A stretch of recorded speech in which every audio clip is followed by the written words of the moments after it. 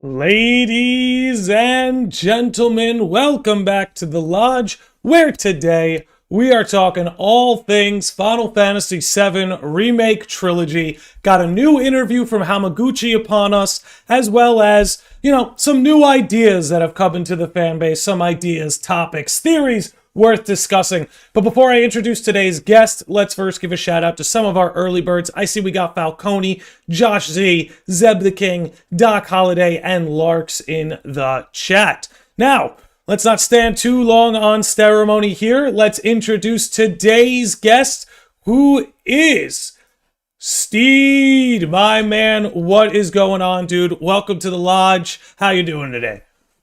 Hey everyone, hey Landy, thank you so much for having me over. Doing great, hope everyone is doing great, having a good weekend, and so happy to be here. Yeah, man, look, I recently discovered your channel. I think you've been on, absolutely on fire lately. I'd love to pick your brain about some of the theories and ideas that you've brought to the table with FF7. But, before we get into all of that, there's an interview I would like to cover today, as well as sort of get inside your head a little bit. There's a lot of series that people can make content for today. What led you to Final Fantasy VII? What is your history with Final Fantasy VII? And, why of all the franchises did you choose to make this such a large topic of discussion on your channel? Yeah, I mean, as some of you might have already guessed from my YouTube name, I'm a big an FF8 fan at heart. But then obviously Final Fantasy VII has been a big part as well of my journey as a kid playing it. It was always just this really, really big story. And I always preferred Final Fantasy VIII, but then when I played the remakes, I really finally started understanding what Final Fantasy VII is on a completely different level. This is where I feel the bigger connection was established. I still have my memories of it, obviously, from when I was a kid, but Final Fantasy VII Remake really opened my eyes to it. And after Remake, I was kind of not sure where the story is going. And then I played Rebirth, and I was like, something's wrong here with how we're interpreting the story, and we'll get into that. And that's really what prompted me to say, okay, maybe I can start making some, talking about this game that it's really literally the best video game experience that I've ever had. So talking about it and sharing it with others really brings me back to my days as a kid playing these RPGs and just sharing them with others. And so that's how I started my channel about, let's say, 6 months ago. Yeah, a bit more than that. Yeah, dude, that's just, honestly, when it comes to FF7, I feel like hearing this, something similar to that, at least when somebody played it, it was if not the best video game experience they had, something that's quite profound. But I also really like that you mentioned a desire to really kind of like share the experience, that's part of what having a channel and making these videos and discussions and all that is sort of about, is to sort of be along for the ride with others who maybe feel the way you do, or maybe even disagree with the way you do, but want to engage and sort of want to, kind of get into that a little bit. But that's honestly, I share with that a little bit. I played FF7 before FF8, and, I feel like when it comes to that PS1 era, 7, 8, 9, whichever one you played first is kind of guaranteed to be your favorite. I kind of picked up on that. But, real quick, I guess before we get into the article, I recently replayed FF8 for the first time in years, and it's like the older I get, the better that game seems to get, which is very unique. You know what I mean? I feel, I'm sure we could talk about it later. I don't want to get too far into it, but I just want to say, as someone who has notoriously called FF8 the ugly sister of the PS1 era, the older I get, the more I seem to get out of the Final Fantasy VIII experience. Same. I think it's aging well. Obviously, I can't speak for it because it was my favorite game of all time, but it's really aging well, and I think people are coming around, and there's the remake conversation and whatnot. But yeah, it's being appreciated the more we go, which is great for me personally. Yeah. That's the mark of a great game too, is that something can be 25, 30 years old, and at the very least, people still talk about it or desire to see a remake for it. So without further ado, I definitely would love to talk more FF8 with you, but let's stick to FF7 here. This recent article from Bloomberg, Jason Schreier. I'll drop it in the description after the episode, so if people want to check this out for themselves, they can. But I'm just going to skip down to the interview portion right here, starting with something that I feel like is talked about a lot. Right away gets to the point. Will Rocket Town be in the game?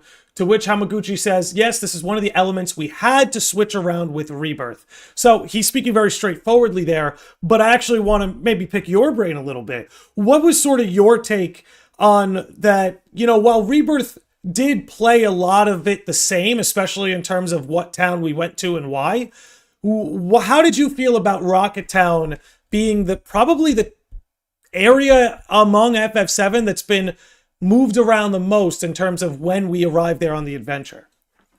Yeah, I think I've seen a lot of people be unhappy about it, and I completely understand it.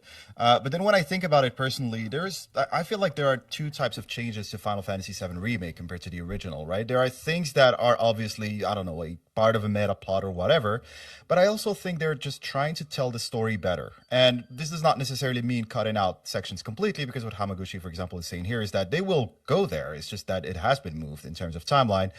But I do think that they are trying to knit the threads better between the locations and the story in a way where if you are experiencing it in 2027, hopefully, or 2028, or whatever, you are not getting the feel that this is something that is 30 years old. And I see that in a lot of the dialogue and the way the story is just told. And it also reminds me that this is also new people experiencing it. So I didn't feel that bad about it, to be honest, because I'm purely going at it from this angle of they will be improving the storytelling. I think it might be one of those cases. Now, I really want to go into space. It's one of my favorite parts of the OG, and I'm very excited for when we do that.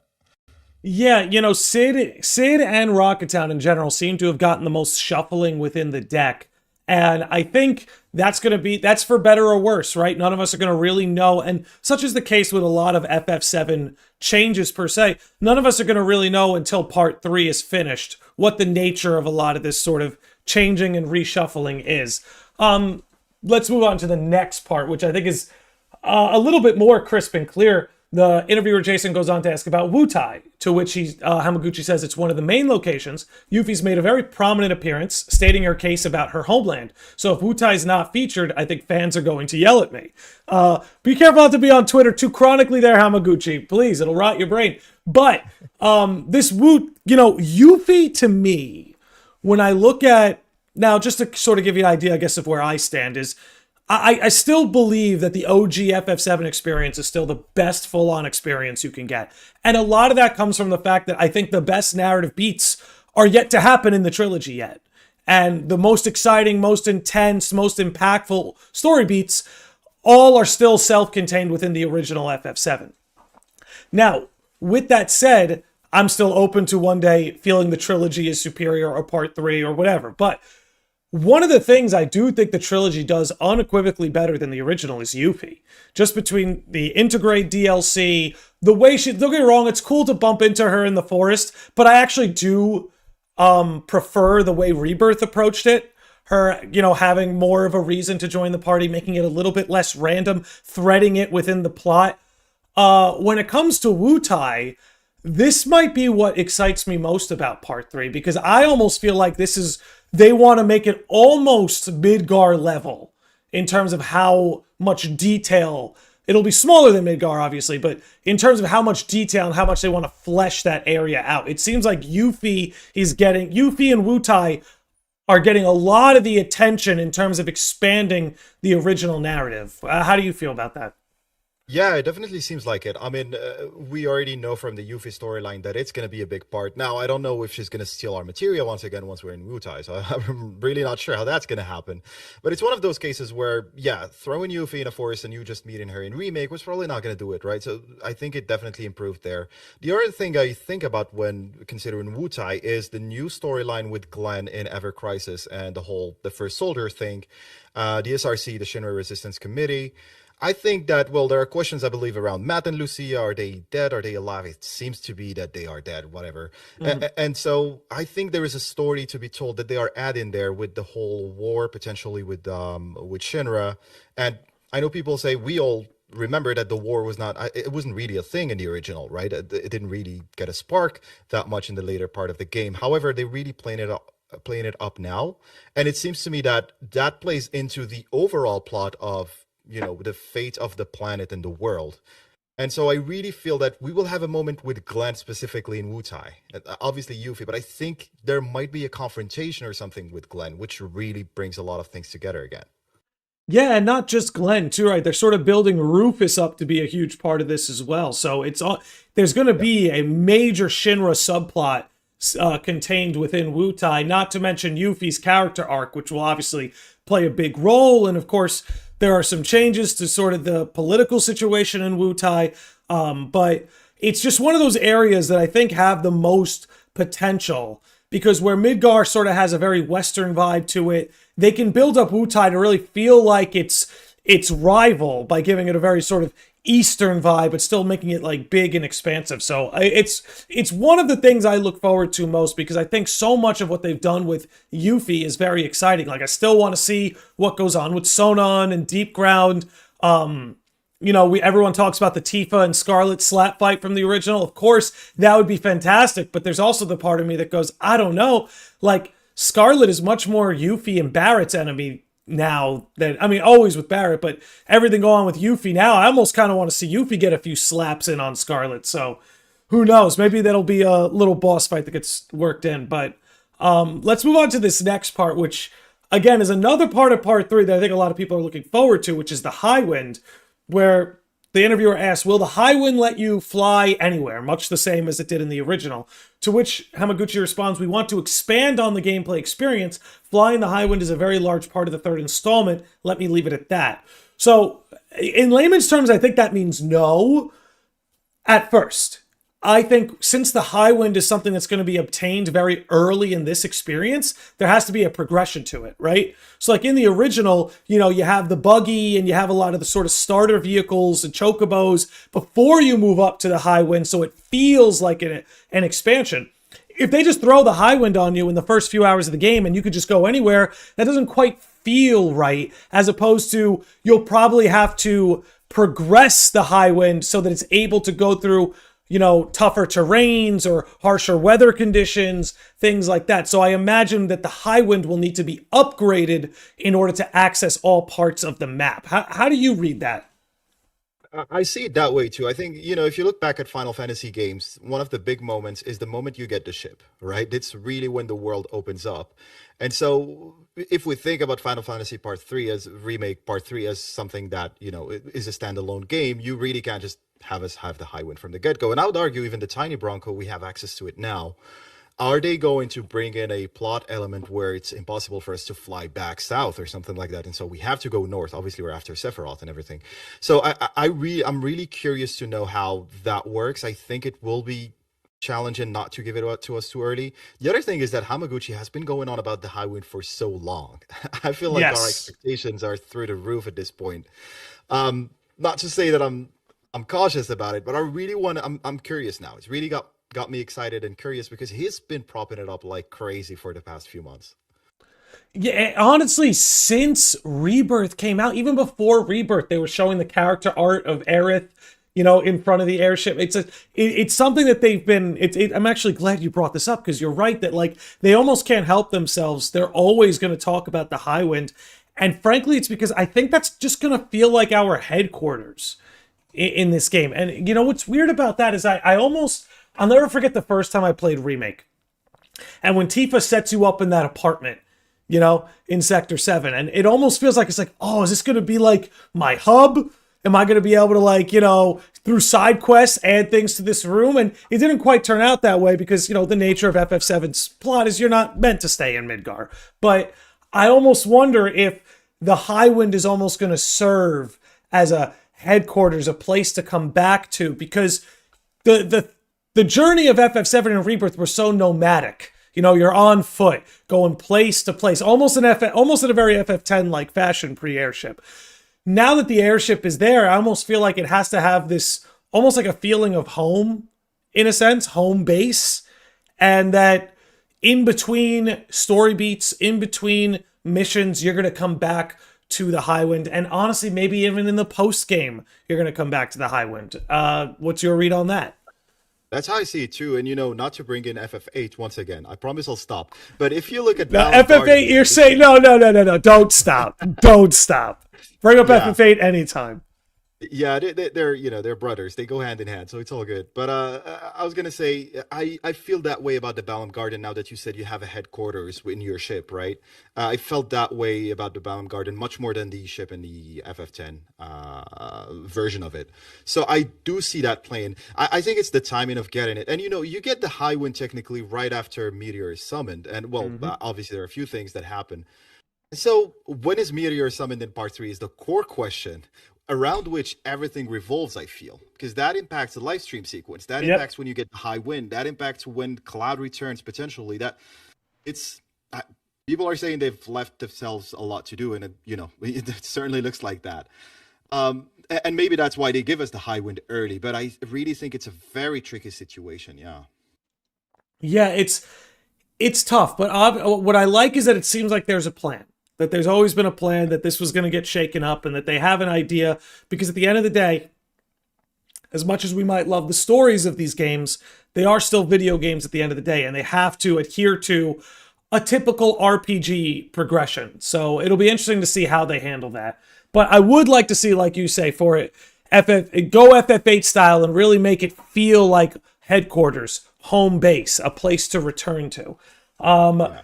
Chocobo breeding, something that I think a lot of people look. I know a lot of people want FF7 to stay as similar as possible, but this is one thing I wouldn't mind if they mix up. I'm not gonna lie to you, but anyway, I'll read the interview. Chocobo breeding. Hamaguchi says, I can't say yay or nay on the actual breeding, but there is an element in the third installment involving chocobos that is a little different than Rebirth. How do you read that? How's that coming off to you?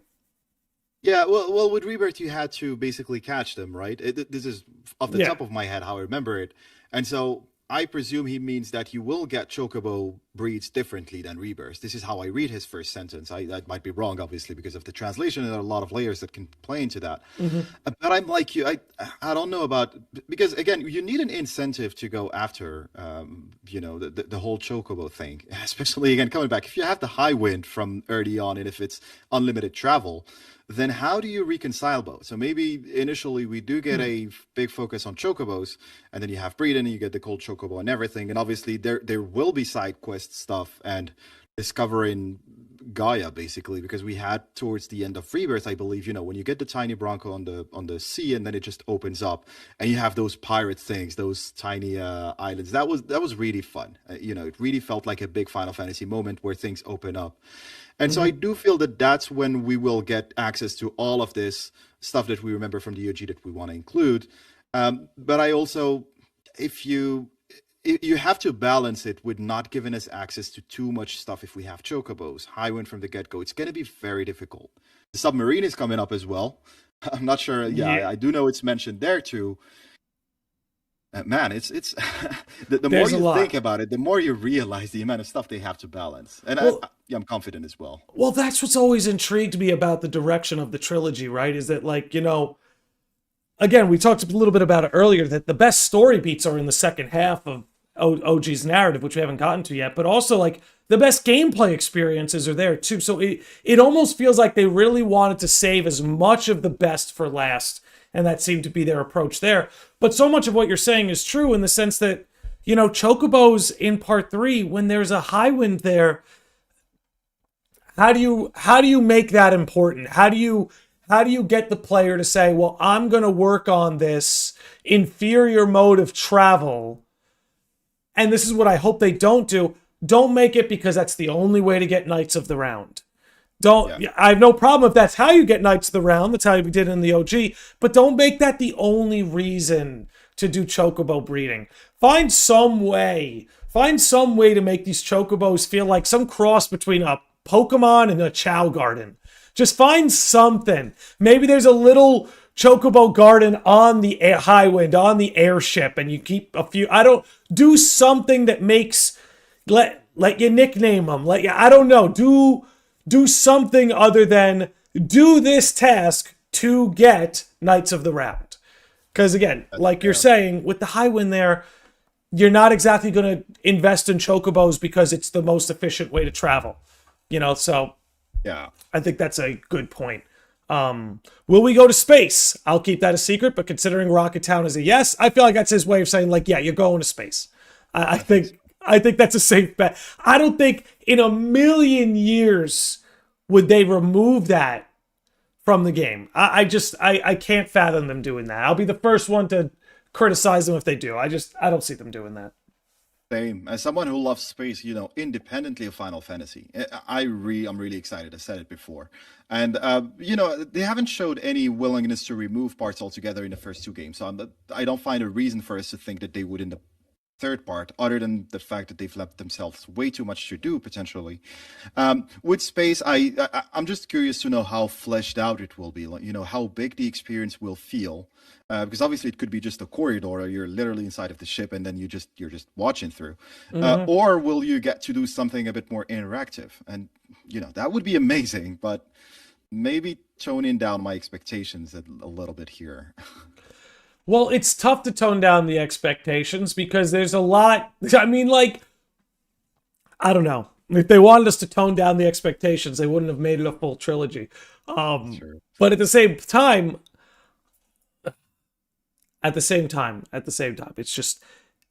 it's crazy to think how far the reaches of Part 3 go, not just like on terms of Gaia and the Earth, but underwater and space. There's just such a scope that has to be achieved.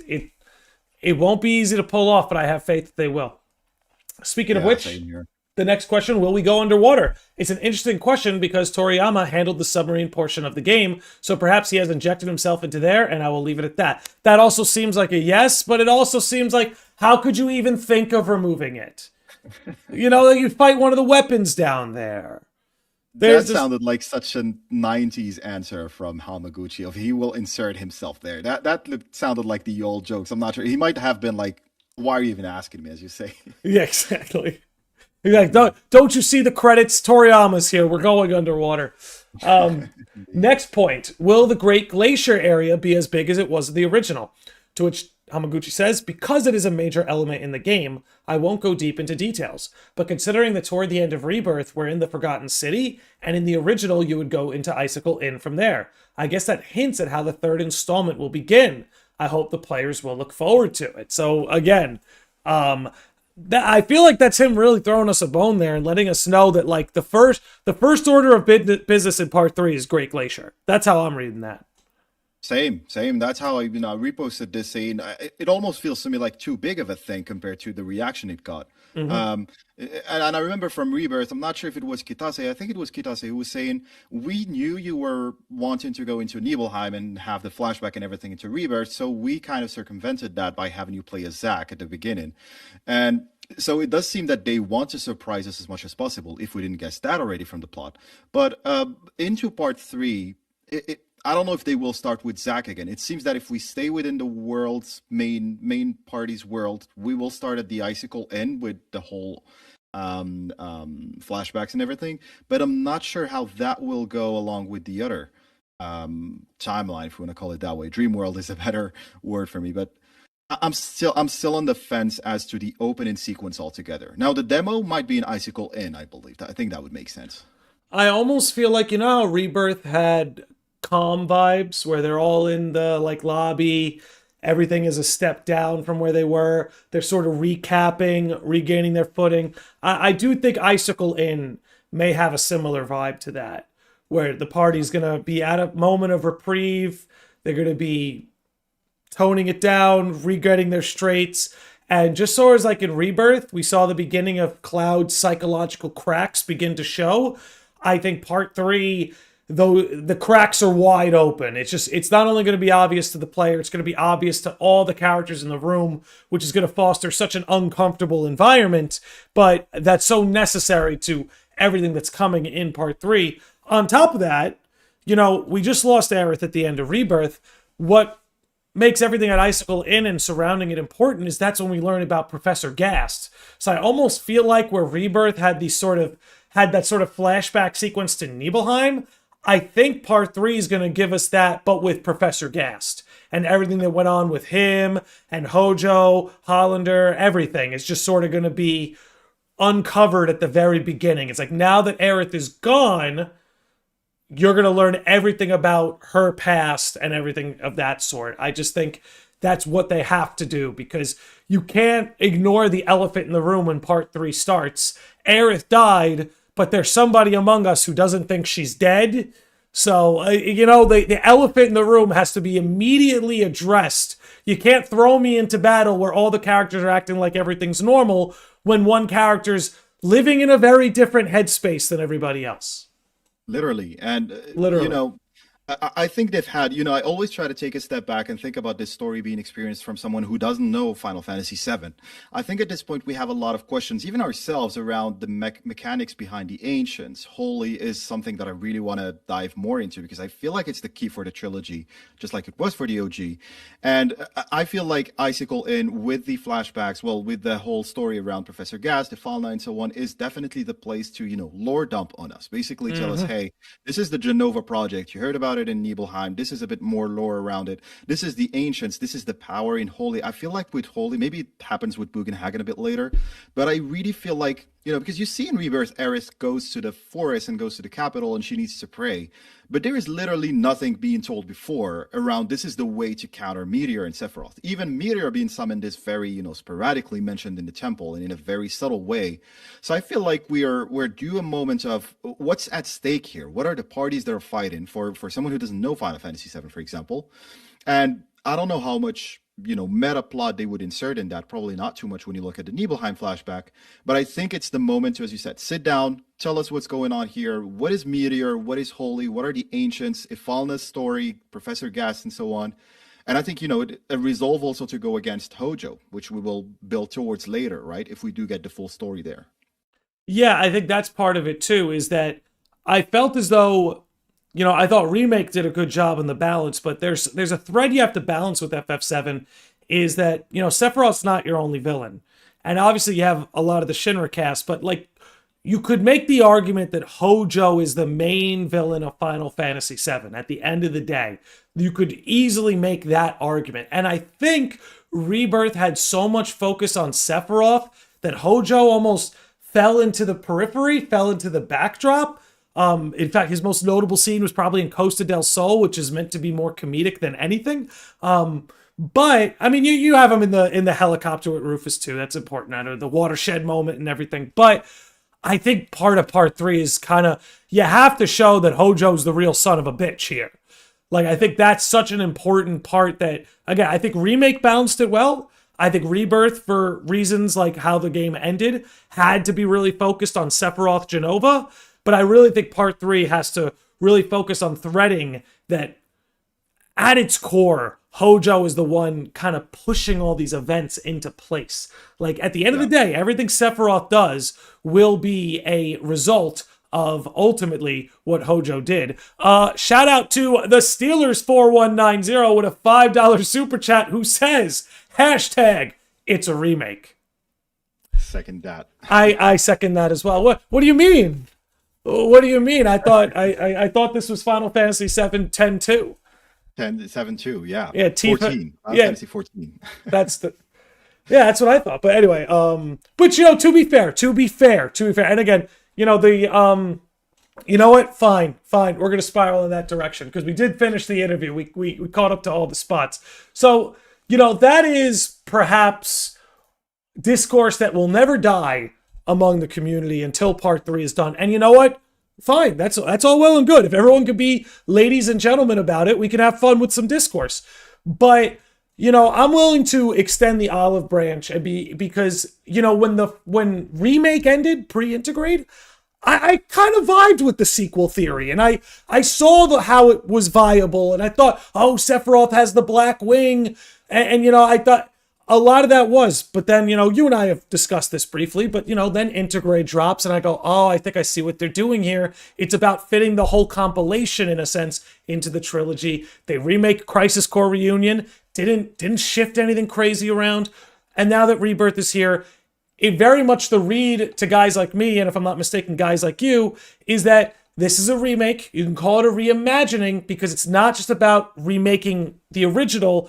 It's kind of about remaking the whole compilation, in a sense, or fitting the depth of the compilation into one trilogy. Now, again, it could be a sequel. It could be some alternate timeline that exists alongside the original. we won't know till part 3's here. But my read, and one of my favorite videos of yours, by the way, is the whole, it's not a sequel take that you did.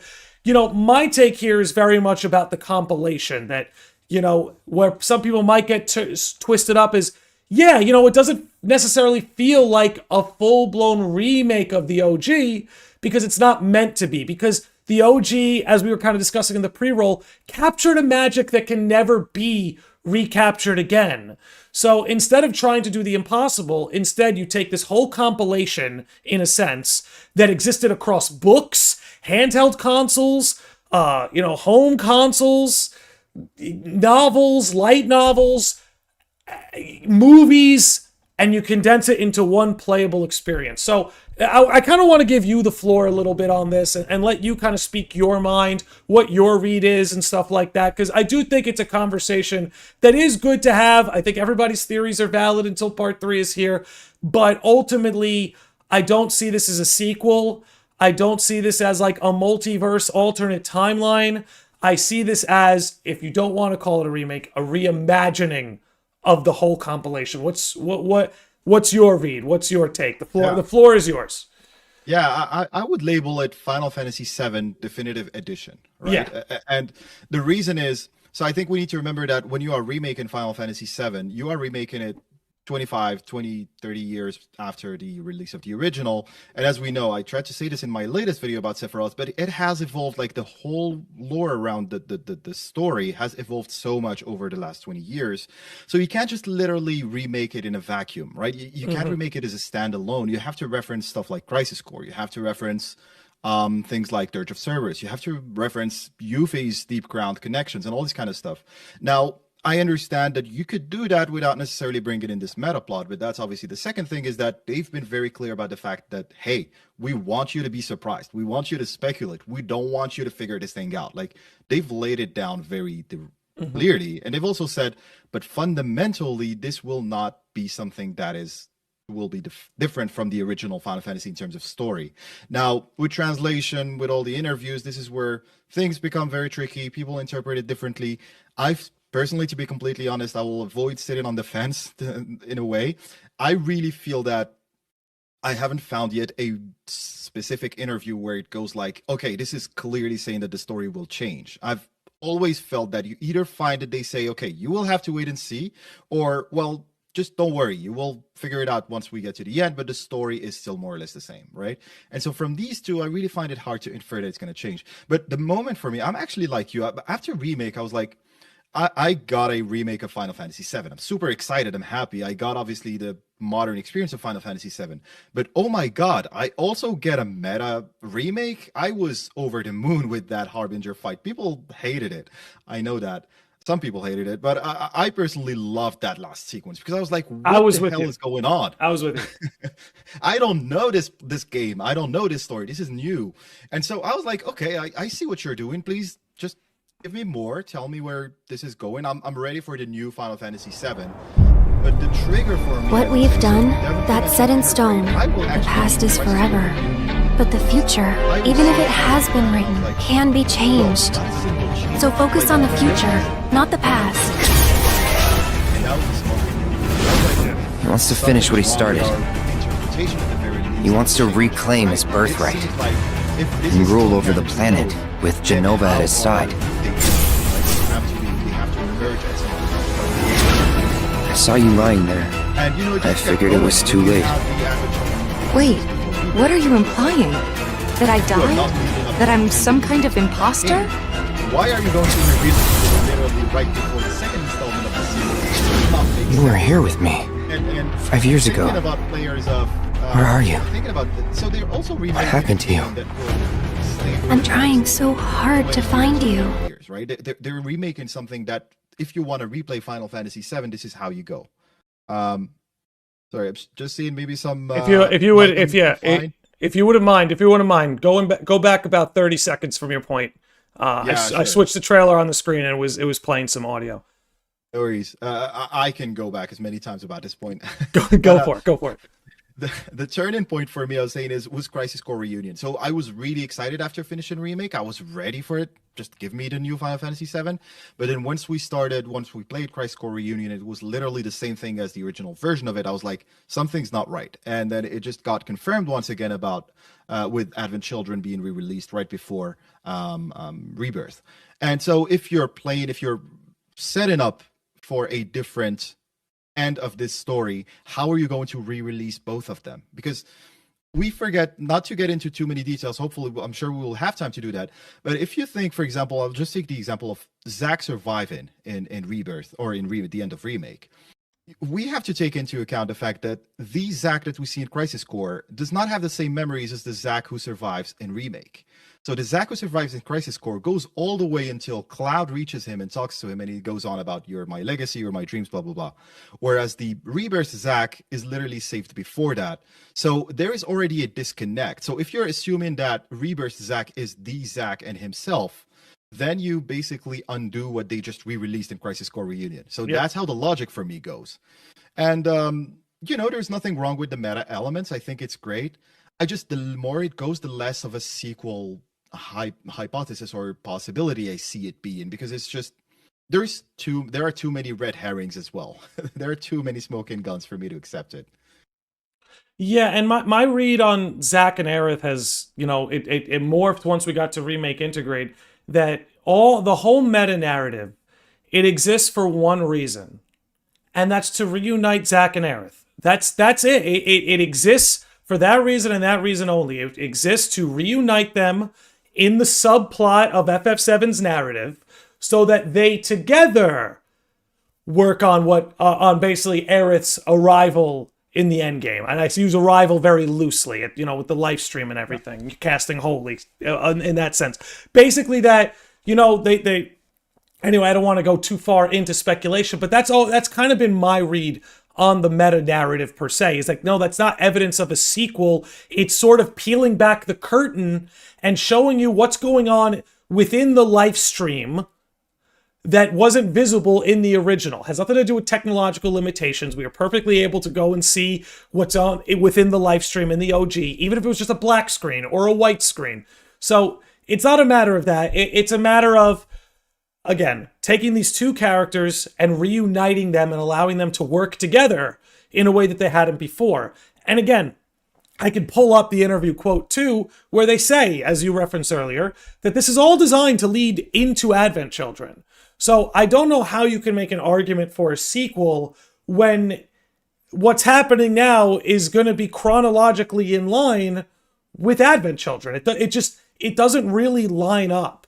So and doesn't mean the meta narrative isn't there. You know what I'm saying? But I that's always kind of been my struggle with it too, is that, the characters having premonitions of the future is not evidence of a sequel. Aerith had premonitions of the future in OG. Now, again, the premonitions aren't as plentiful as they are in this trilogy, but whether it be FF7 or any Final Fantasy narrative, characters having a premonition of the future is not an indicator that you're in a sequel and they have knowledge of the game that came before or something. It's simply a premonition of the future.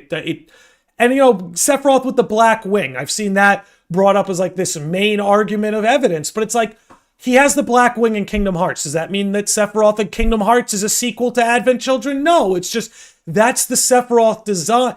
Things change, and that black wing has become a signature part of his design since Advent Children. So showing him with that black wing it's not indicative that it's literally the Advent Children Sephiroth. If anything, it's meant to indicate what we've reiterated here, is that Advent Children is ever relevant. And I don't see them making a world where this trilogy ends in a way that Advent Children isn't relevant, where Zack and Aerith aren't both dead and in the live stream and everything else that comes along with that. Also want to give a shout out to Steelers4190, brings up another great point. Visions and premonitions of the future also existed in Dirge of Cerberus. It's not anything new. Yeah, we had Lucrezia having the Genova Sephiroth Eretz visions, I believe, when she was pregnant with Sephiroth. So yeah, I totally echo that. And, actually, to make it a bit more concrete in terms of my thinking personally, I feel that sometimes some terms are used a bit loosely in terms of this is a sequel or this is a multiverse.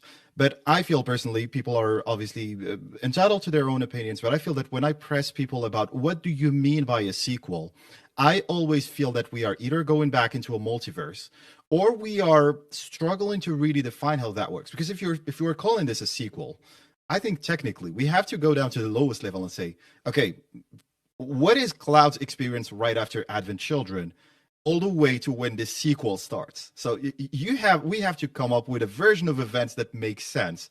Where Cloud, I don't know, maybe he falls into the live stream. That I could go along with that if we're saying that he's, well, touch wood, dying in the future or something like that. I don't know. It could end that way. But we have to come up with a framework that would make sense, because it being a sequel would mean that these characters have chronologically already experienced these. So why does Cloud again go through the bombing mission without remembering his true self, And the argument is that it's in the live stream. Well, why can't we then just go back and take all of this to the live stream during the time of the OG? If it is in the live stream, there is no reason for it to not be underneath the OG in terms of chronology, right? So this is where I really struggle with. And then the multiverse thing is, I think, very easy to go against, because you literally have Biggs and... Can I pause you real quick? Yeah. Because I want to unwrap your previous point, because I think that's important, and I want to make sure I'm understanding. So for people who argue that this is a sequel because post-Advent Children, post-Dirge, maybe Cloud fell into the live stream, or find any sequence of events that satisfies, right? And... Your video cut out. Are you still with us? Trying to bring it up back. Okay. Trying to do the refresh. Okay. As long as you're still with us. Don't worry about it too much. It rebuffers and fixes itself every once in a while, so I wouldn't worry too much. But just to make sure I have the proper understanding of your point. So if people were to argue that this is something happening, again, post-Advent Children, Cloud falls into the live stream, or Genesis resets the timeline, whatever version, whatever catalyst you want to go with. If that were true, your point would be, okay, but it's happening within the live stream of the OG universe, still keeping it contained within that snow globe. Is that the point that you're making? Yeah, and it becomes a bootstrap paradox, because basically time travel paradox, because if Sephiroth is trying to undo the Advent Children events where he supposedly loses, but we can get to that later, then him doing that would basically cancel out Advent Children happening. And so that is a very classic paradox that is used in all sorts of time travel fiction. And it's usually, so if we, coming back to Final Fantasy VIII, it is solved because you have a framework which defined it from the get-go, and you know what leads to what. But in Final Fantasy VII, given that DOG existed and was a self-contained story along with Advent Children and Dirge of Cerberus, you're basically talking about going and changing stuff from a pre-existing continuity. And the new continuity depends on the old one, and so you do fall into the paradox. Now, not to get too technical. And again, the alternative is, why wouldn't it be happening right underneath the OG? Because future visions are nothing new. And, Aerith being in the live stream and fighting Sephiroth needs to happen right after she dies in the OG. And so if she is there, it means that she died in some sort of physical world. So where is that physical world located? Because if we're considering the OG just another possibility, we go into multiverse, which has its own issues, and I can talk about them. But the time travel one is this. This is why the semantics are very important, because people, I feel, use these terms very loosely. Well, that's why I don't like when people try to disqualify some of these points by going like, oh, that's just semantics. It's like, there's semantics and there's context. There's semantics and there's definitions. Biggs literally mentioned that his clock is busted. Well, Josh Z, this goes to your point. You said time is irrelevant in the live stream. I think that's one way to conceptualize it. I sort of conceptualize it as time is a flat circle in the live stream. Past, present, and future are all happening at the same time within the live stream. Not up on the surface, on Gaia, chronological life, where people are experiencing events chronologically one moment to the next. Within the live stream, because it's made up of memories and dreams and desires, all of that is sort of permeated past, present, future, and happening at once. That's been my read, so you could have it that way, or like you said, you could just say time is completely irrelevant in the live stream, and that doesn't really come into play. And going back to what you were saying, Steve, about semantics. Like, for instance, like I always talk about multiverses, and that FF7, if we're going to really dig into the context of what exactly is going on here, definitionally, unless something in part 3 illustrates something new, is not a multiverse.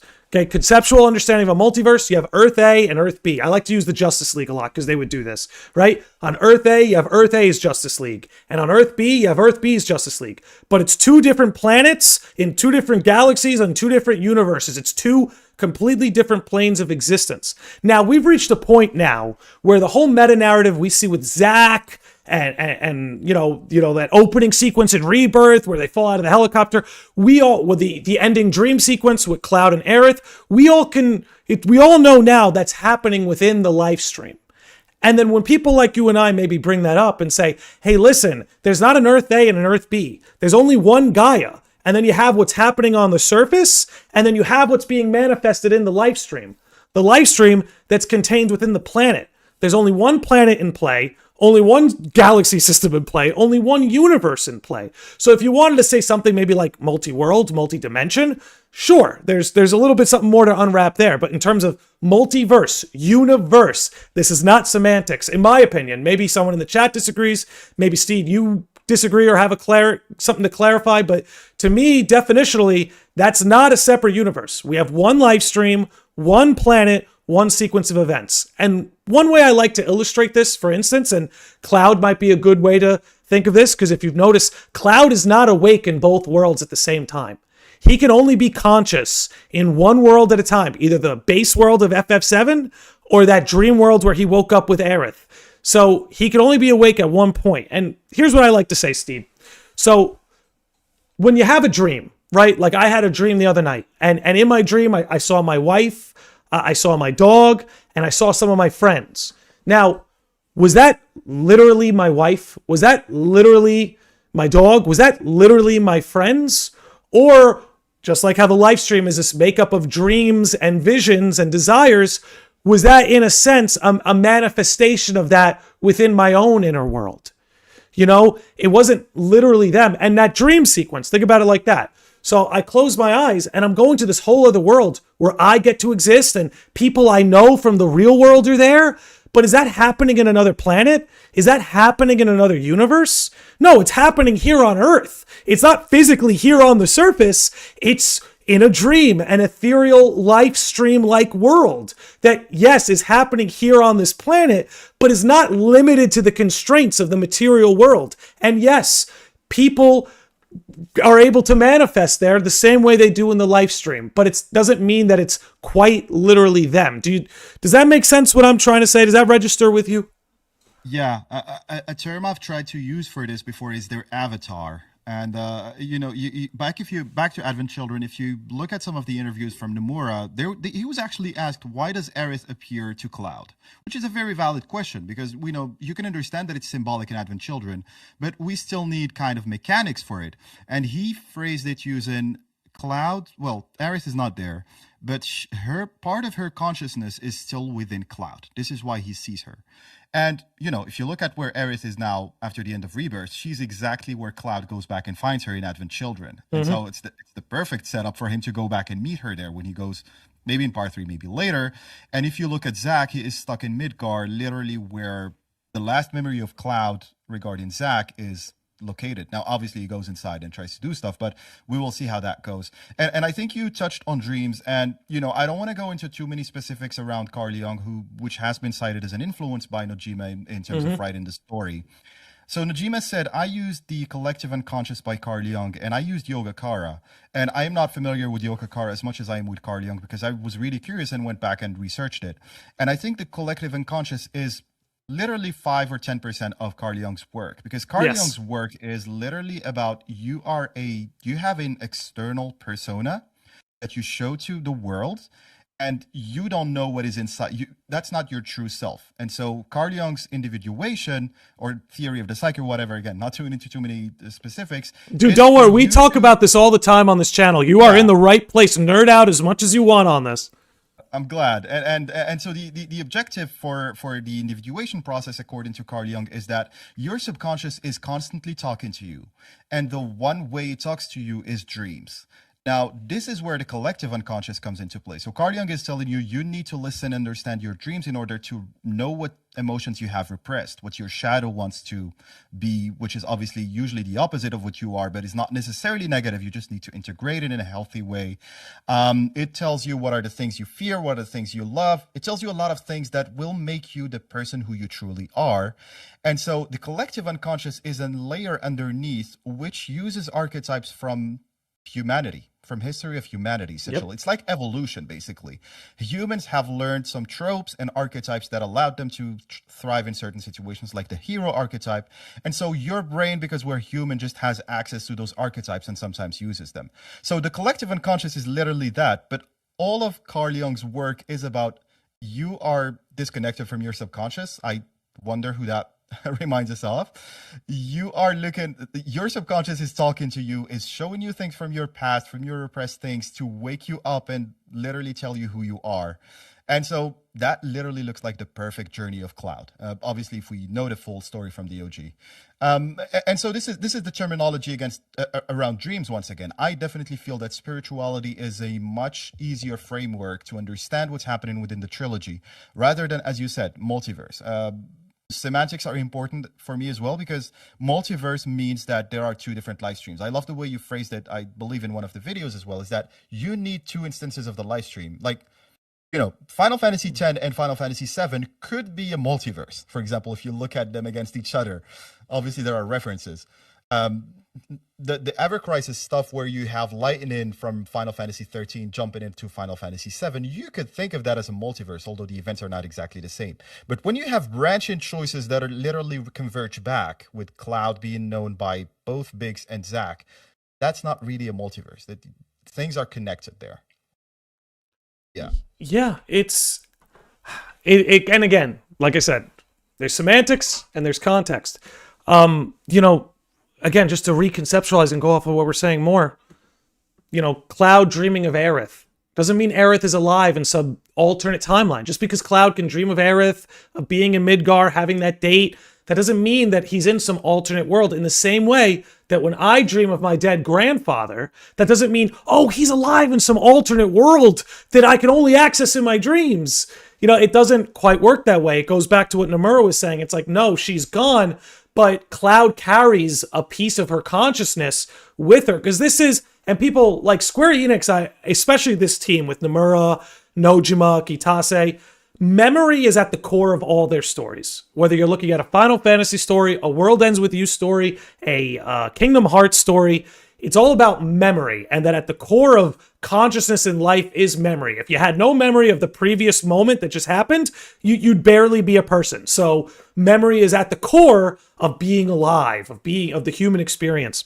So again, having that memory of Aerith, and I know it's corny, people talk about death in this way, but there is something real to it in that, like, you know, so long as you carry that person in your memories, like, they're a part of you. Like, you know, Lion King, Simba seeing Mufasa in the reflection, he lives in you. It's like, this is a very old, very common concept that FF7 is trying to expand on, but I think a lot of people aren't able to see the forest for the trees, and that they think that just because Aerith is manifested in this way, this must be some alternate universe, alternate world, when it's like, no, this is all happening in the subdomain, subconscious, like Carl Jung likes to work with, but sort of in the subdomain of the real world.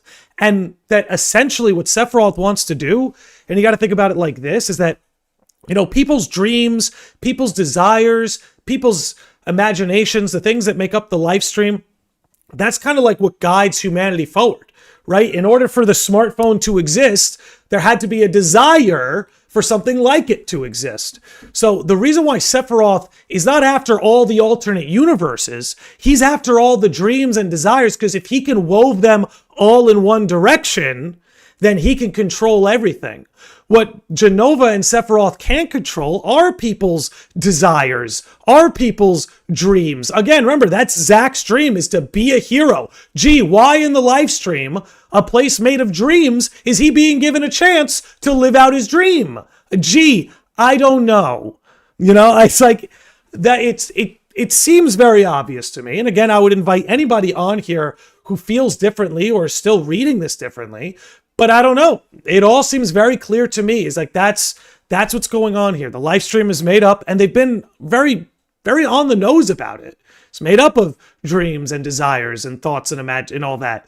So, I think it just comes down to functionally what you said. If you're going to make that argument, you're going to need to point to 2 separate live streams. But as far as I know, Sephiroth is after one live stream.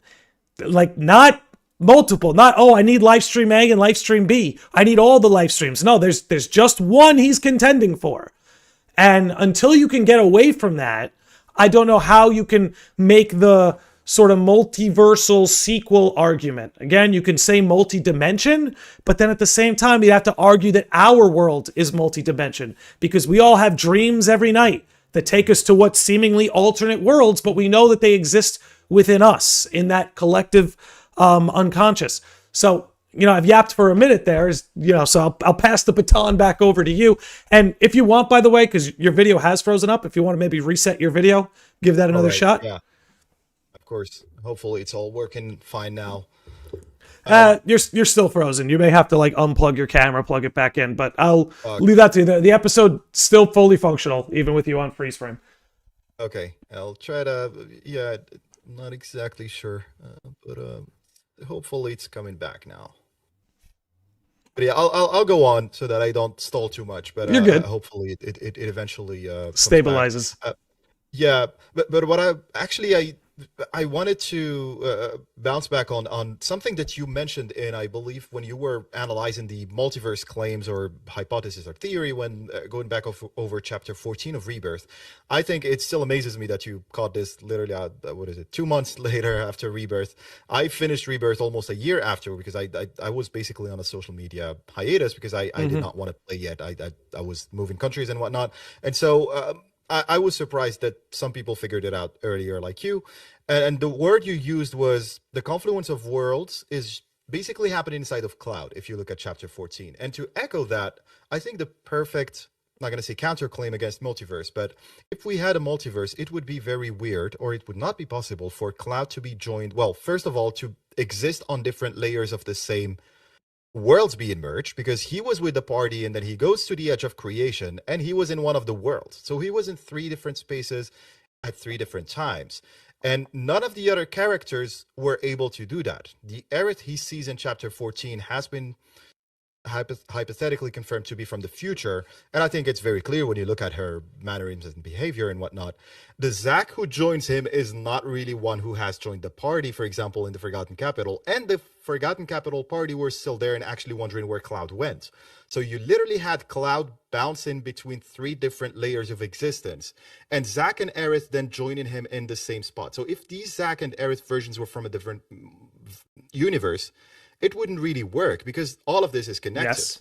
And, my perspective goes a bit to the extreme where this is, I think, where the majority of people disagree, where it's all in Cloud's head, I think has been labeled. That's how it's been labeled. In my first video, my main point was it's not a sequel, and I tried to offer a potential explanation of how it's not a sequel, right? So this is why I went the Cloud angle. I still feel very strongly about, I believe the worlds are about helping Cloud solve his identity crisis, going back to dreams, communicating stuff from you within your subconscious.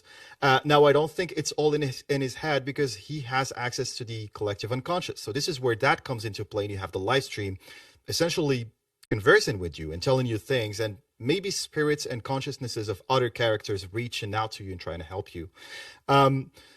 So this will come out, maybe hopefully not too much of a shock in terms of theories, but my main understanding currently is that the Beagle world itself is not real. Now, this is where it goes into all sorts of different directions, because that would be quite the rug pull in part 3. I'm very aware of that. But I've personally seen a lot of things in part 3 where in Beagle where it really has so many red herrings and so many inconsistent things for it to be the real world. I mean, you have Nojima on record saying that right when you walk into the Singularity, a new world was created, and you actually can see Midgar being lifted from there and created and duplicated and taken somewhere else. And then the whole Whisper situation changes when you go into Rebirth. So we are already within a variation of the Beagle world, which doesn't seem to be exactly where we were before, because Terrier basically has the same past as Beagle. So the tornadoes happened in both. The party when it's into the singularity in both, it's kind of strange. Biggs was in Beagle and reunites with Zack Interior. There is a lot of stuff going on with the worlds. Now, this is my understanding, is that the Beagle world, I believe, is either unreliable or purely controlled by Sephiroth, to be completely honest, and it's a reality he wants to enforce on Gaia, whatever. But this goes a bit to the extreme of this is all fake and we will return to the physical world. And it might be a bit of, just me wishing that we are going back to the OG. So that might not be entirely true, but I think it's closer. I think, obviously I can't speak on whether that's exactly what will happen, but I think that you're on the ball in the sense that like there's a confluence of worlds that's unavoidable, in that all of this is going to thread into one reality at the end of the day. Now, it doesn't mean that the live stream won't have its quote-unquote sub-realities, people's dreams, desires manifesting in the ways that they do. But I do believe that, again, part of part 3 putting a bow on all of this is going to be a way of threading all of that into one world. And, I kind of had this sort of, and this is part of the brilliance of the trilogy, I have to say. And if they can pull it off, what I mean by that is obviously execute part 3 and the ending well, but make it so that when we get to the end of part 3, the discussion about what the nature of this world is done. We all know it. There's very little debate left. And the reason why I think that, if you want to talk meta-narratives, the genius of the meta-narrative is that we've all been turned into Cloud. Cloud is an unreliable narrator who has a very loose grip on reality and perhaps is only seeing what he wants to see. And it's very possible that all the factions of the FF7 fanbase have essentially had that spell casted on them. None of us understand necessarily the reality of this world. We've all been turned into unreliable narrators in a story that we love. None of us can agree on what's actually happening. This group thinks it's a sequel. This group thinks it's a multiverse. This group thinks it's a faithful remake. This group thinks it's a reimagining. This group thinks it's an alternate time. Like, it is all over the place.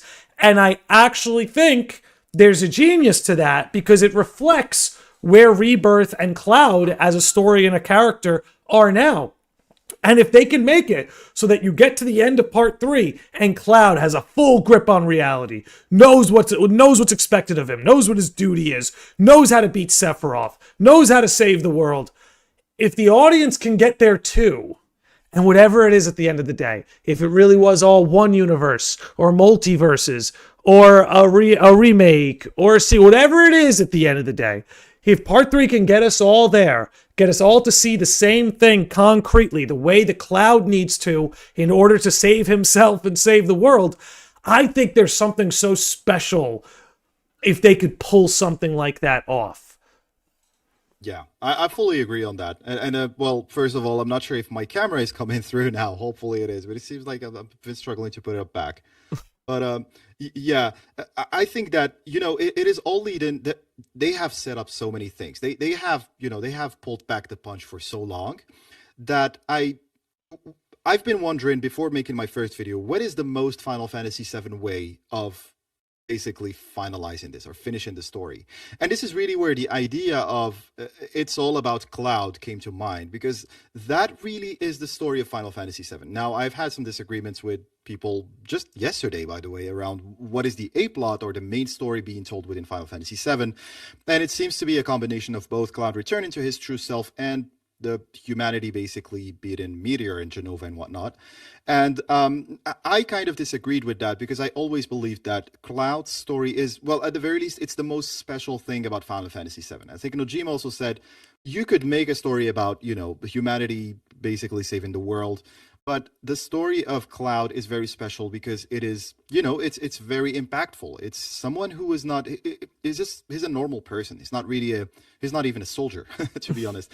And he didn't really have the circumstances to become a hero, yet he still does. This is why, for me, it's a very, very special story.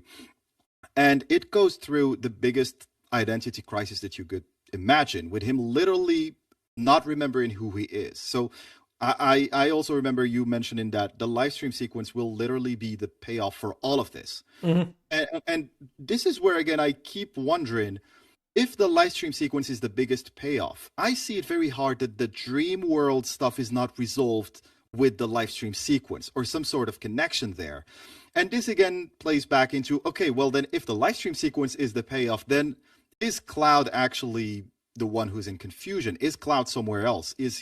Are we just experiencing him underneath the surface? There are a lot of things that can play into that. Now, there's obviously the point of view of other characters who can't, who obviously we can't be as delusional as Cloud or as unreliable. So that definitely plays into it. But I think that if we are talking about worlds within the live stream, we're also talking about a full continuity of events based on memories.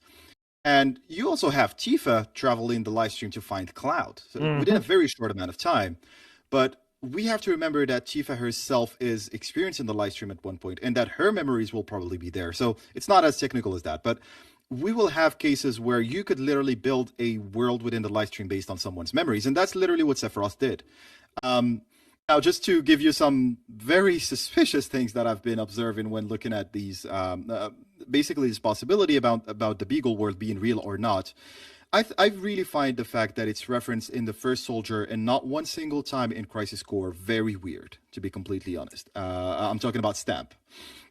And the fact that it obviously is not there in the OG makes sense, but they went and they reworked Crisis Core, and then they didn't include a single Stamp reference. However, when they released the first Soldier, it was there, and it's based on Sephiroth's memories, and it's literally him being deceived by Jenova and seeing, I'm not sure how much you've seen the Ever Crisis stuff, but it's literally him looking at what looks like Jenova to him, but looks like someone else, completely different to everyone else. So this really makes me wonder how much of the Beagle world I do expect the rug pull to be in the sense of, hey, what you've been experiencing is unreliable to an extent. Here are the mechanics of it. Now you can go back and infer, right? For example, whenever you see the whispers, you need to have you need to take it with a pinch of salt, for example. Or whenever you look at the Destiny's Crossroads moments, you need to be careful with what's going on there, because Cloud went into there alone and then he was...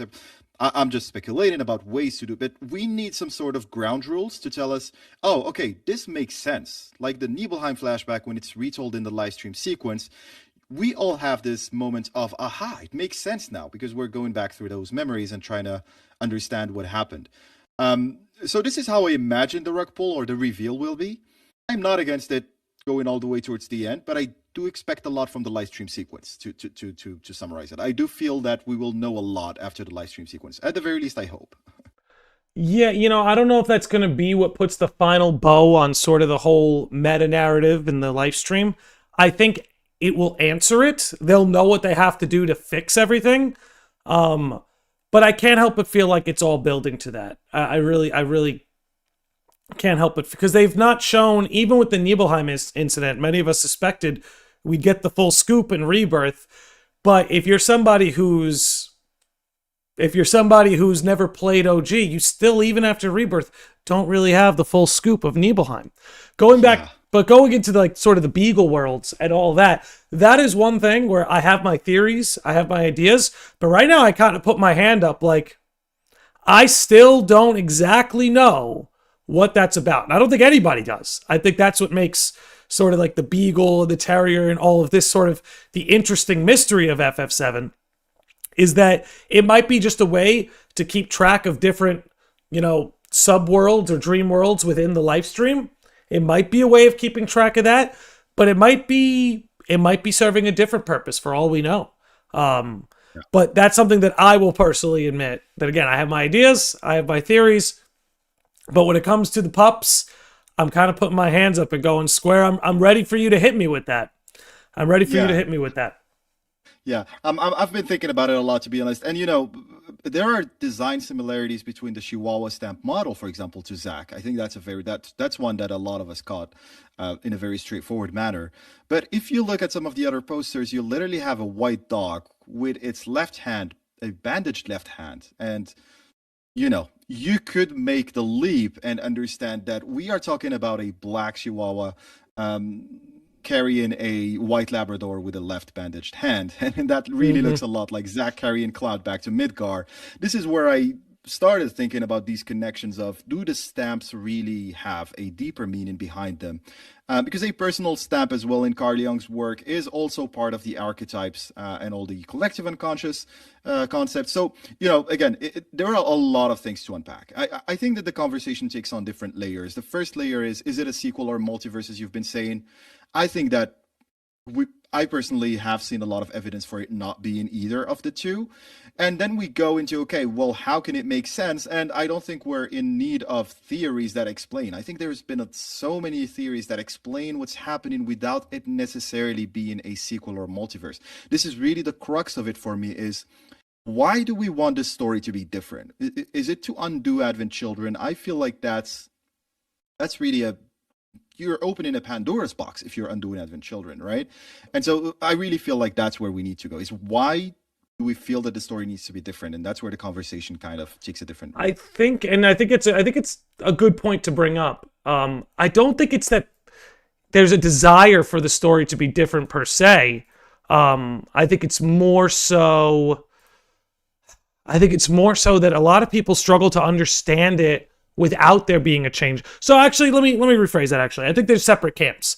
I think there are people who want something to be different, whatever it is, whether it be the way the romances end up, whether it be the way the game ends, whether it be the implications of the ending. I don't know. I think there's a lot of people who there is something about FF7 they would fundamentally want changed, and so they're sort of the ones who maybe fall into sequel, multiverse. Again, like you said, maybe some people really hate Advent Children and would like to see that written out in a sense.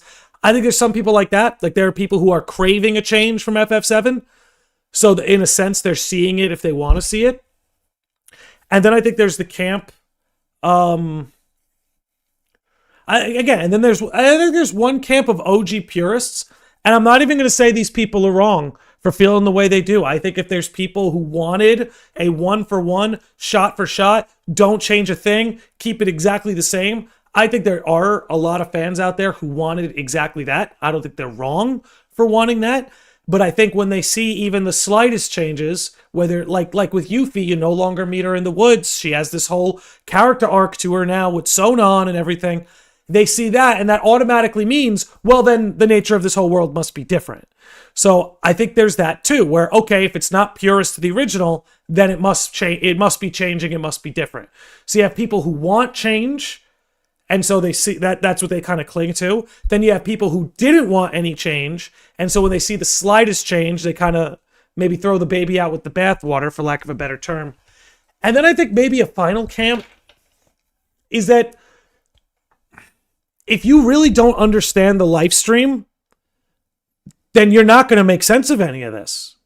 And I think that's actually completely fair, that if you really don't understand how the live stream works, what it's made out of, why someone may have visions within the live stream, if you're not up to speed on any of that, then yeah, you're going to think you're looking at a multiversal, Earth A, Earth B, live stream A, live stream B sort of situation. So, and in a way, like I kind of was getting on earlier, there is something genius about this in a story with an unreliable narrator, if you can bridge the gap and in part 3 get everyone mostly on the same page. Yeah, and to be completely honest with you, I don't think that everyone, so I've been seeing that Hamaguchi saying, we will make a story that will please everyone. I feel a bit skeptical about that. Not because of them not being able to do so, but because the expectations have evolved so much over the past 5-6 years that I don't see everyone being happy. We already have a camp who have, well, they're fine to do it. I mean, people are entitled to their opinions once again. If you don't like something, it's fine to not play it and not engage with it. But we already have a camp of people who have basically abandoned Final Fantasy VII, I feel, since 2020. And that's fine because people didn't like this version of the remake. That's totally fine. So I feel a bit skeptical about them pleasing everyone. What I would love to see is the writers telling the story they want to tell. And I don't think that this is the kind of writers who will feel pressured to do something or will have to give in to a group of people or the other. I really don't feel like this is... I haven't seen any evidence from them in other works to see that they would do this. I can understand that we talk about convoluted plot lines maybe in other connected works. That is completely fine. But I do feel that the squad and the staff we have here, I don't get the feeling that they will make something just to cater to the audience. Now, again, going back to why would you undo something? I think you were bang on, because it's what I really struggle with. So I am fine if we say that I wish the story undoes Advent Children. If we say it from that perspective, I am completely fine with it. I don't like, for example, Dirge of Cerberus. I'm not saying that from my point of view, but someone might, and they want to change the story so that it doesn't lead to it. That's completely fine. What I really struggle with is some theories, and full respect to everyone who's making them, because that's their opinion too. But I feel like sometimes it goes too much into the, listen, there is no way that this can be the same remake again. And well, at face value, it's fine because you're making theory videos. But I posted something on Twitter a few days ago, which was that I've seen a lot of people go and ask those who have never played the original to play it before engaging with remake.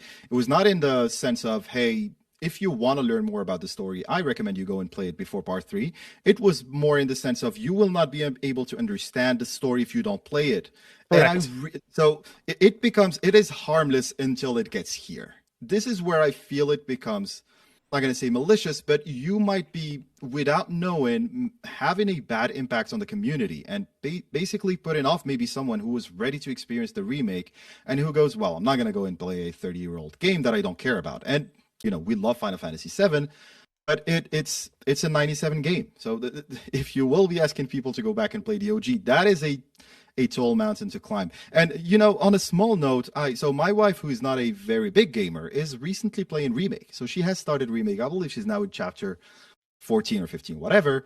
And it's funny to see how the story is simple to those who haven't played the original, which brings me back to the expectation that the staff have of, we are still making a story that will be easy to consume for those who have not engaged with Final Fantasy VII. So we need to keep this in mind when we say that it's going to be a sequel, it's going to be a new ending and whatnot. Yeah, I want to bounce off both you and what Ocean just said in the chat, that, it's very interesting you bring that up, because my wife and my younger brother are both experiencing FF7 for the first time through this trilogy. And sometimes it feels like they have a better grasp on what's going on than fans of the OG. And, kind of what you're saying, look, if you want to make the suggestion of, hey, you know what? I think you should play OG before part 3, because if you know what's coming and all that, you could be on, and that's almost me just kind of saying you could be on the same ride I'm on, because it is 2 different rides. That's true. If you've played the OG, and neither ride is more important or better than the other, but if you've played the OG, you have foreknowledge of what's coming, and that changes the experience. But there are people, for instance, like my brother, who are like, no, I want to have the trilogy experience and then I'll go back. I know I already love what's happening here, but I want to go through this remake first and then I'll go back. And I think there are a lot of people who would probably prefer to engage with FF7 in that way. That I think, like you're saying, I think some people are having a counterintuitive effect when you're telling people, well, you're not going to really get the most out of this unless you play OG. Well, this is technically a sequel, so if you don't play OG, you're not going to know what's going on. And there are some people who are going to think of that quite literally, and not that the game is going to follow the same sequence of events as the original.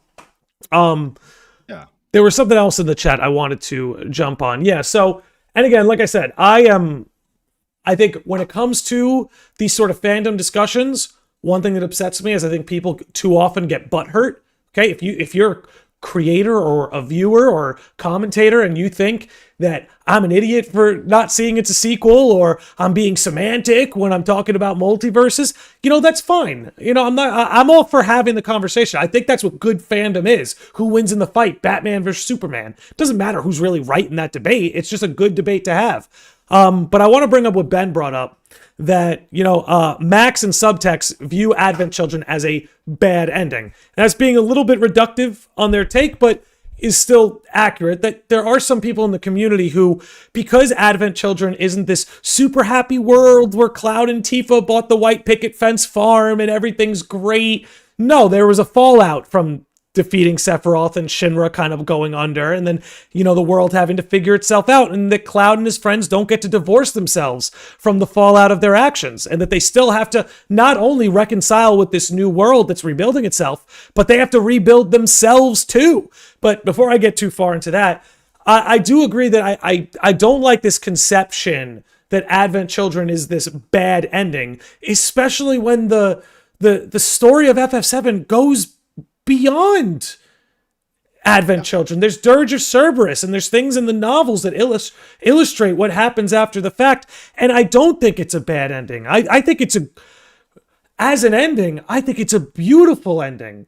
I really do. You know, like, again, I could go on forever with it, and you could think it's a bad movie. I'm not saying you can't have the opinion that it's a bad movie, but I don't see it as a bad ending when it literally ends with Cloud's inner trauma and geostigma being healed. He gets to see Zack and Aerith one last time as they go off into the live stream together. Tifa's smiling at him because he's healed of his trauma. He can look after Marlene. He was taking after Aerith and wearing her bow. He's taking in Denzel. Did we watch the same movie? Anyway, I'm getting a little off topic there. I guess what I want to say is, in regards to that, is that, you know, everyone can sort of have their opinion, but what's really kind of irking me is that, you know, the devs can straight up say, it's gonna link up with Advent Children.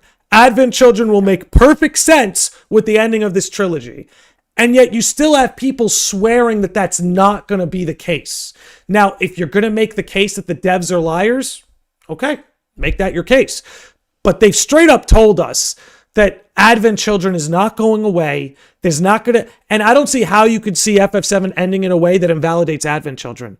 Okay, I'm sorry. If Advent Children is still canon and is going to happen, Aerith doesn't live. Zack doesn't live. Sephiroth isn't going to be hanging out with them in Seventh Heaven at the end. Like, those things are not going to change, and they've been very forward about that. So I'm all for people having their theories and ideas, but I do think there is sort of a danger, like you're saying, of when what your analysis is going to go against what the devs are outright telling you. Whether it's you can experience the trilogy first, then go back to the OG, or, hey, whatever happens in this trilogy, it's all still going to lead into Advent Children too. Yeah, very much so. And, you know, I really feel that this is another case of people, you know, throwing their ideas, which keep growing and growing. But when you go back and you analyze the idea on the first layer, I'm not going to say it breaks down, but you really meet a lot of paradoxes. Because if you're saying that Advent Children, first of all, the last song in the Advent Children OST is called Cloud Smiles. Yes. I really don't know how you can call that a bad. And then if the last song is, and the last scene is him smiling in the church, obviously. Advent Children is the most fleshed out depiction we have of, one, the real Cloud, because we haven't seen him in the OG in new graphics, and we haven't seen him yet, obviously. And two, the journey of Cloud letting go of his guilt. I believe that Advent Children captures what the feeling that FF7 wanted to convey is with modern graphics. It showed us what the growth journey of Cloud has been like. And to do that, it had to put him in a state where he was not well at the beginning. If you have Cloud fully healed, he's with Tifa, Barrett, Yuffie, and all, you know, the whole gang is there. They're all lollipops and rainbows. Yeah. It's not really, you're not going to have any payoff to that. And so you needed to have Cloud in some sort of isolation, and Nomura very clearly said he isolates himself because he feels guilty for the death of Aerith and Zack, and he really doesn't want that to happen to others. So it's almost that he feels that he attracts bad things, which is not entirely wrong, because he was used as a vessel for. So the plot of Final Fantasy VII doesn't happen if Cloud is not weak at the same time and is not played by Sephiroth and Jenova and plays and gets in the Black Materia. So there is a lot of understanding of Cloud's story within Advent Children that it really portrays what it wanted to portray in the original Final Fantasy VII. And so this is the first layer. The second layer is, if you say that Advent Children doesn't happen, it means that Cloud will need to get the exact same level of healing by the end of Part 3 as he did by the end of Advent Children. Now, I have no idea how much stuff you show in Part 3 for that to happen. It means that he doesn't feel guilty for the death of Aerith and Zack anymore, which is already a big change. It means that Midgar gets rebuilt right away. This is why I say the idea is good, but think about it a little bit more than the surface. Just go with that. Just run with the idea and see where it takes you. And very quickly you realize this might not be it. There are a lot of roadblocks. Now, listen, to echo what you mentioned, I haven't interacted with Max on this. Subtext has been graded I believe he's reacted to my two first videos actually, so that was great for him. We've had some major disagreements, to be completely honest, so we're not really discussing or debating anymore. But I've always pushed back on the notion that this is a bad. So I've pushed back on the notion that I can't see anymore how we can lead up to Advent Children, because thematically we can and we have to lead up to Advent Children.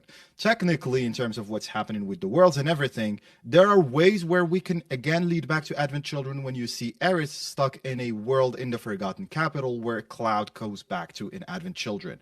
In terms of the devs saying it, they've said link up, but link up does not really mean ending with it. I really don't know how seriously we can go within that. Yeah, I don't. Specific semantics. So this is why I'm saying, it's not, you could say I would love for the story to take a different route. That's completely fine. But pushing this as a narrative of we have seen and analyzed so much that we don't have a way for this to end up with anything other than Advent Children not happening is something you have to back up with a lot of analysis. And I haven't seen that done yet. Right, and that's ultimately why I believe everything that's going on with the subworlds and the live stream is all going to thread together, because as you're showing, like in Crisis Core, which is canon, by the way, that's another thing that Crisis Core Reunion they've mentioned is, yes, canon to the original. I mean, canon to the trilogy and the original, obviously.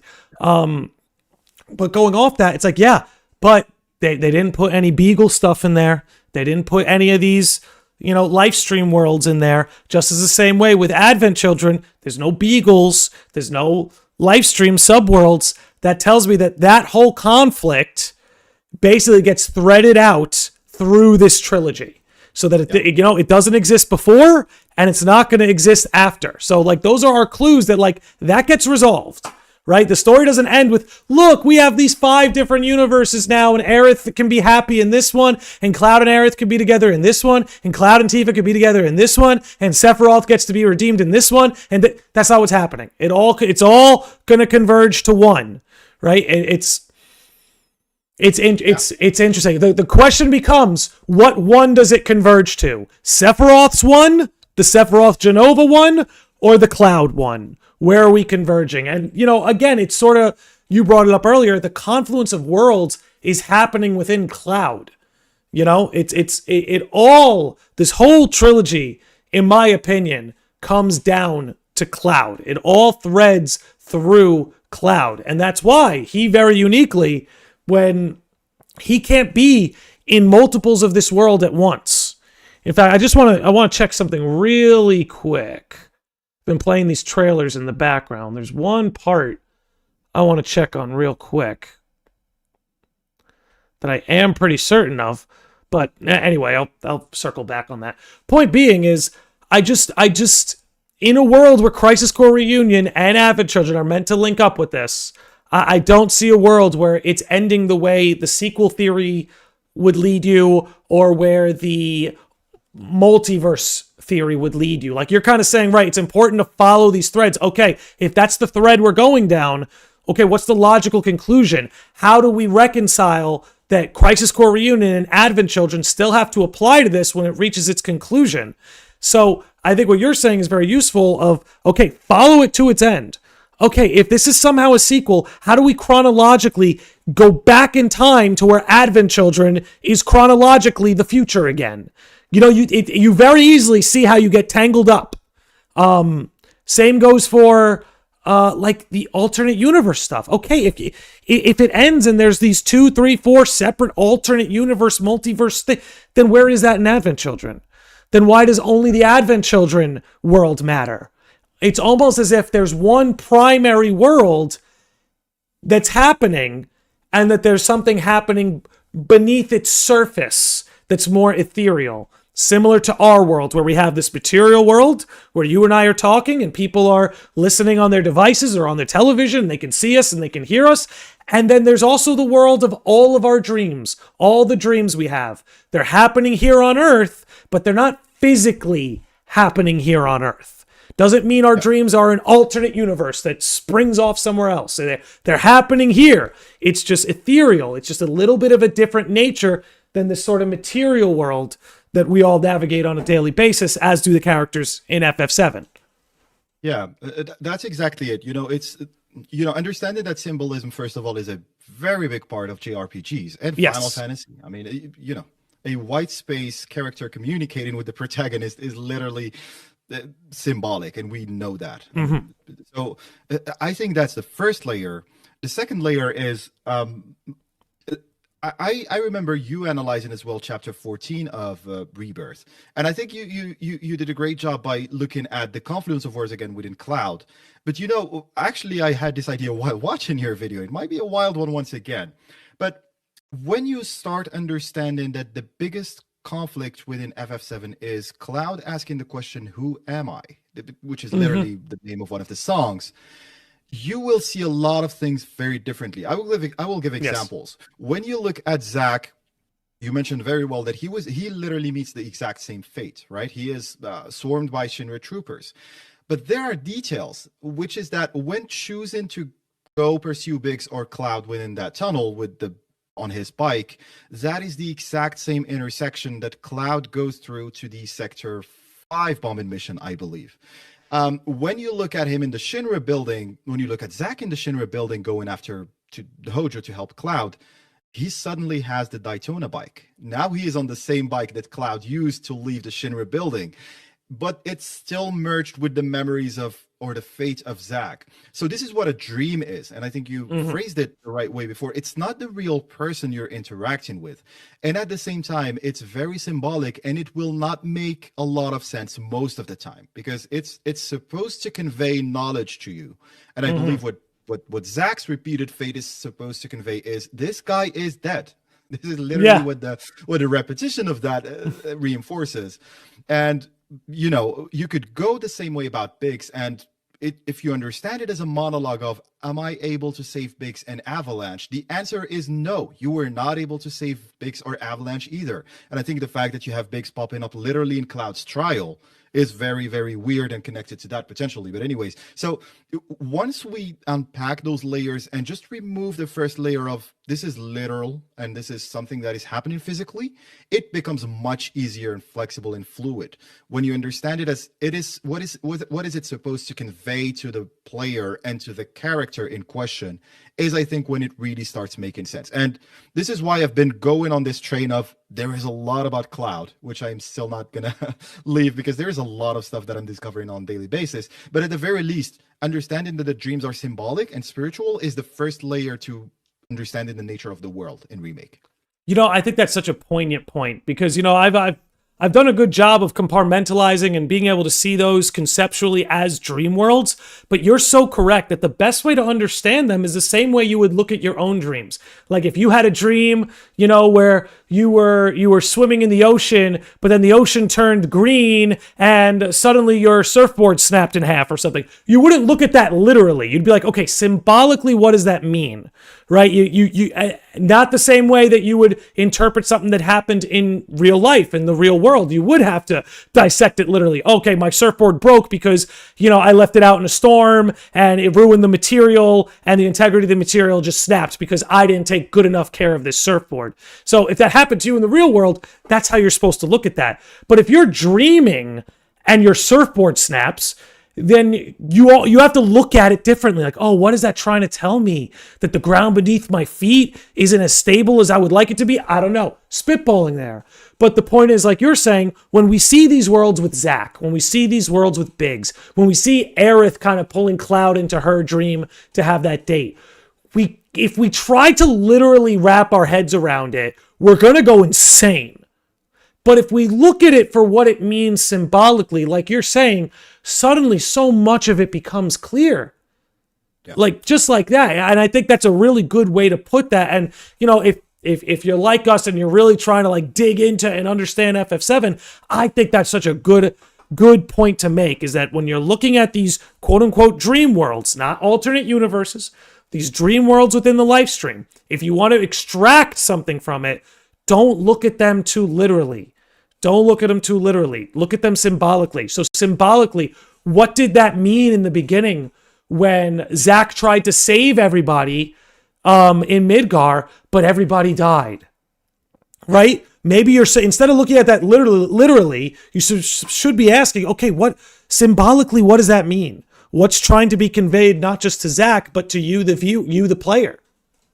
Very much so. And this plays a lot into what we spoke about before regarding Carl Jung, because Carl Jung's tool is look at your dreams. Only you can understand them, though. So he is very clear on the fact that you can't take a book of explaining dreams. You can look at symbolism of certain archetypes, maybe, or myths that are very prominent in certain religions or cultures, but you are not going to be able to just literally take a dictionary of dreams. That does not exist. And so it's a very individual process. And if you think about it that way, as you say, it becomes completely different. There are visual similarities, for example, between the way Zack holds Aerith while saving her after the helicopter thing and the way that Cloud holds Aerith later on, for example. Yes. Right? With the materia falling to the ground and this kind of stuff. Because we also have to remember that Cloud, but we know this as those who have played the OG, Cloud and Zack's personas are intertwined within whatever body we have currently acting up as Cloud. And so there is a Zack inside of him, and there is his true self inside of him, and there is Sephiroth in the middle, which if you look at the Rebirth artwork is when Nomura said, there you go, that's the one. Nomura said that Sephiroth is literally tearing apart the worlds of Zack and Cloud. And I can't think of a better analogy of the personas of Zack and Cloud being separated so that Sephiroth has access to Cloud one-on-one and does with him whatever he wants. Now, this is, again, goes into very, very much a lot of speculation. I can understand that. But these are ways to explain and to recontextualize the story that don't necessarily need for Zack to literally survive somewhere else. Because, again, No, finish your point. Yeah, because again, what the real Zack remembers is Angeal coming up from the sky and taking him with him. Zack doesn't remember the whispers. Right. So this would mean that we go back in time and there's a different Zack, and it's clearly not going this direction. That, and I think you brought up a very good point that I think is undersold in the FF7 narrative, but will be something that the trilogy can really focus on. So we all know why it's very interesting to look at why Sephiroth targets certain characters, right? Like you're saying, he needs to sever the bonds that keep Cloud level so that he can kind of be the sole influence. And again, whether this is Sephiroth or Jenova, it's a combination of the two in some sense, but that's sort of the point. So we see in the beginning, he wants to sow seeds of doubt between him and Tifa. We know that ultimately he's going to kill Aerith to literally separate her from him. But why Zack? And why is Zack so important? And why is Zack on the cover? Because in a sense, Zack saves, and I'm going to be a little Kingdom Heartsy about it, Zack is who saves Cloud's heart along with Tifa in the sense that before Zack, Sephiroth was Cloud's hero. And people emulate their heroes. So if Sephiroth is Cloud's hero, that's the fate, that's the road he's going to go down. That's why you talk about symbols, right? Symbolically, that's why he's he follows Sephiroth. He's summoned by Sephiroth because he wants to be him. That's been his desire. Livestream, made of desires. That's been his desire since he was a kid. But then Cloud meets Zack. And Zack becomes his hero. A real hero. And we even learned, right? Sephiroth gets coined a hero because of the Wutai War, but you learn in Crisis Core that was more Zack's doing than it was Sephiroth's. But Sephiroth gets the credit, right? Again, very beautifully put in Crisis Core. But the whole point here is, so long as Zack is Cloud's hero, Sephiroth won't be able to orient Cloud properly. He needs to sever that off, the same way he needs to sever off Tifa, sever off Aerith. Like, those are Cloud's big three. Tifa, Aerith, Zack. And Sephiroth has a way of trying to sever all three of them from him. And the way I see it, this is my way of conceptualizing it. People are free to agree or disagree. With Tifa's the only thing left of the original Cloud, in a sense. In the sense that, Cloud has nobody in his life who knew who he was before he went to Shinra. Right? His entire hometown is destroyed. His mother is gone. The only person left who knew him pre-Shinra is Tifa. Therefore, Tifa is very necessary in anchoring Cloud in who he really is. So Tifa, in that sense, plays sort of this love interest, Lockhart, because she locks Cloud into place, in a sense, in who he really is, grounding him in his past, in what's real. Aerith, in a sense, I've always symbolically seen and this is one some people don't like because, you know, some people are shippers, but I almost feel that Aerith exists. This isn't the sole reason she exists. She obviously is a real person with motives and stuff, but she's a way for Cloud to reconcile what happened to his mother. Like, in a sense, Aerith is sort of like this more, especially when compared to Tifa, a more maternal sort of vibe, and you get that from Elmira and stuff like that. She's dressed more in that sense, and that's why Aerith is the one to die, because Cloud is suppressing the fact that his mother died. So Aerith's death, in a sense, is like the world is saying, the same way Zack in the Dream Worlds is dying over and over, the world is communicating, like you said, subconscious is always communicating. You can't escape from this. You can't look away from this, right?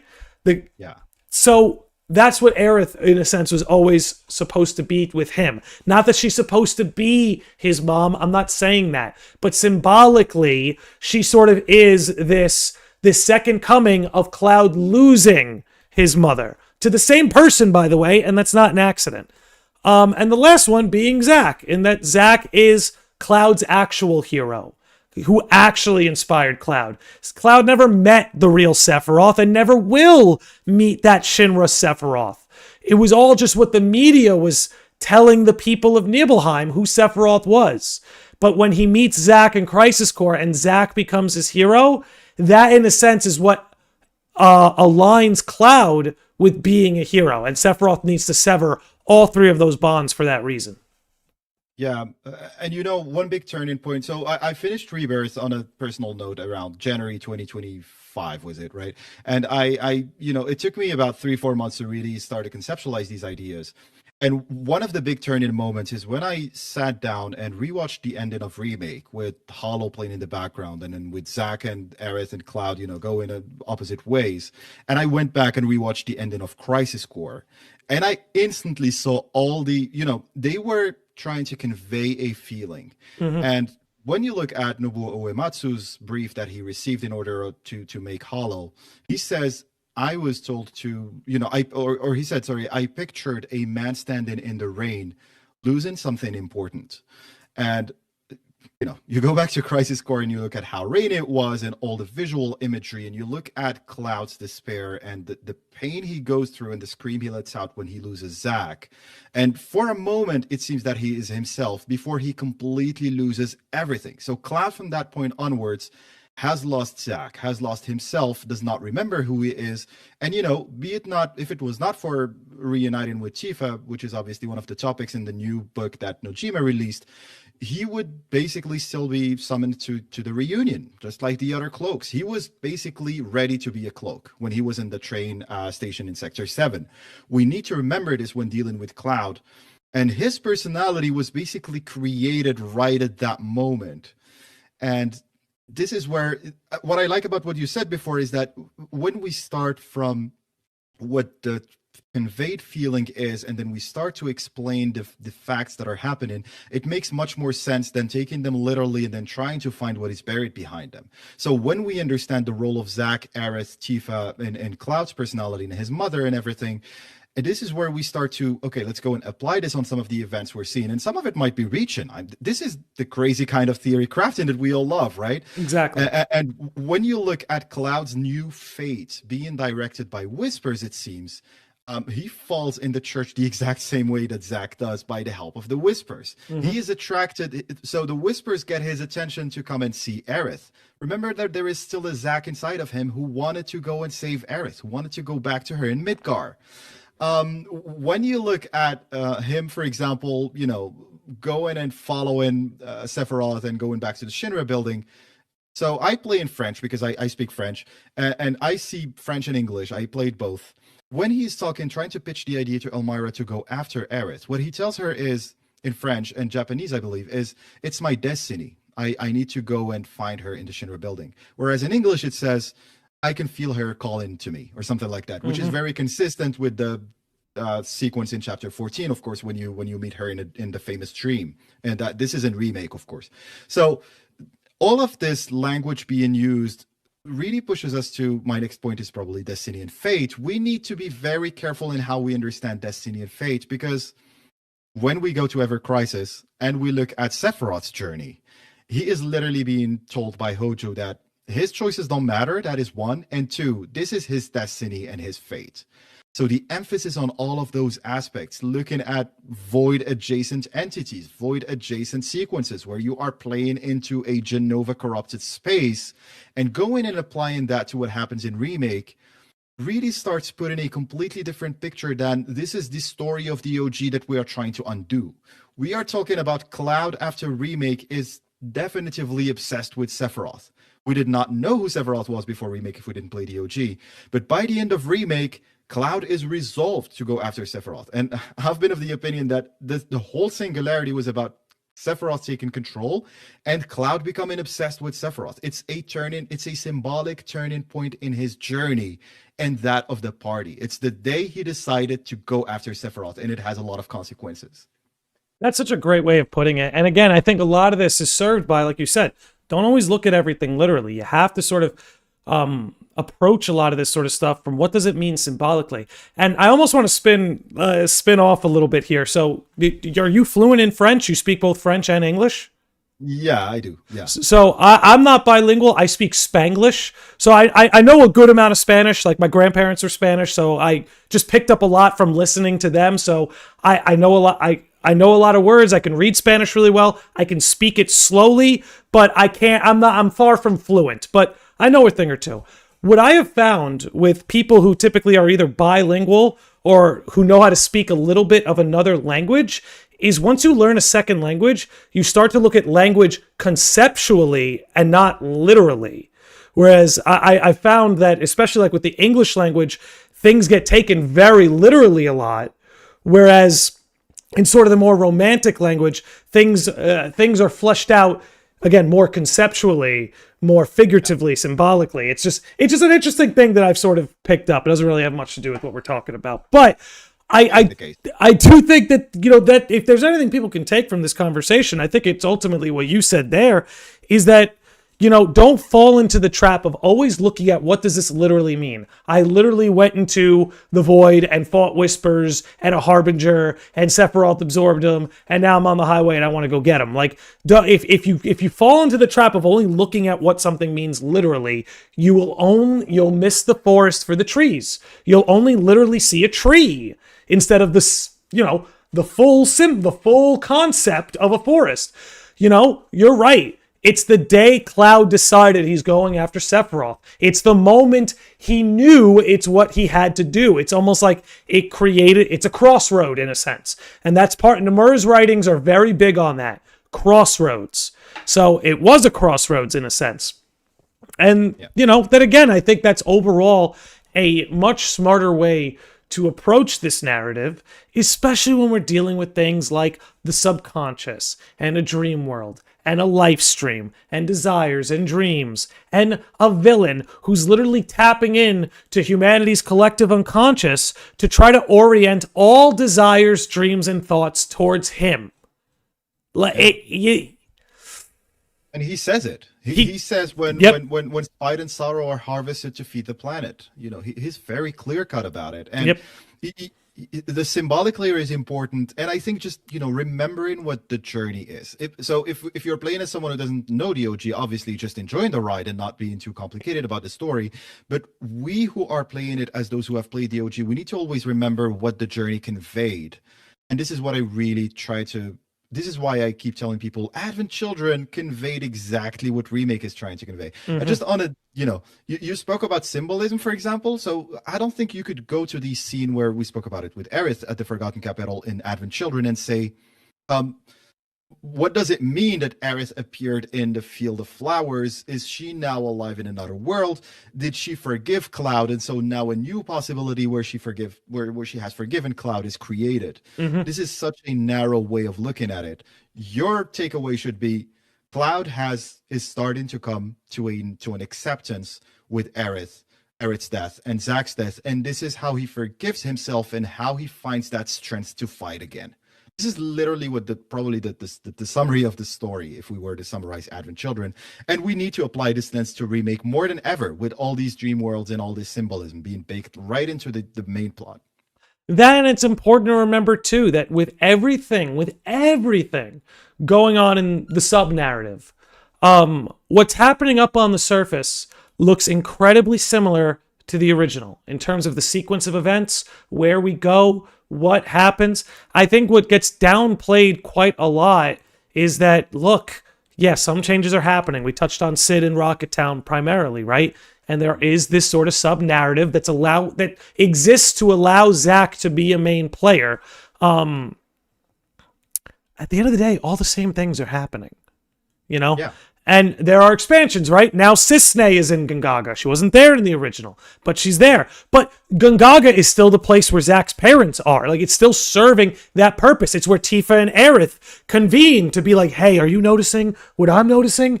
Hey, you know, like, it's all of that is still happening. The gold saucer served the same functions.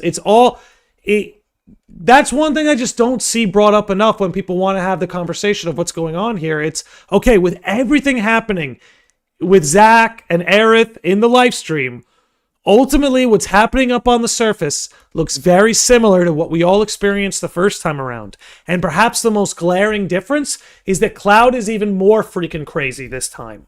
Is that Cloud is even more lost this time. Because at least in the original, post-Forgotten Capital, he had reconciled, he had accepted the reality that Aerith was dead.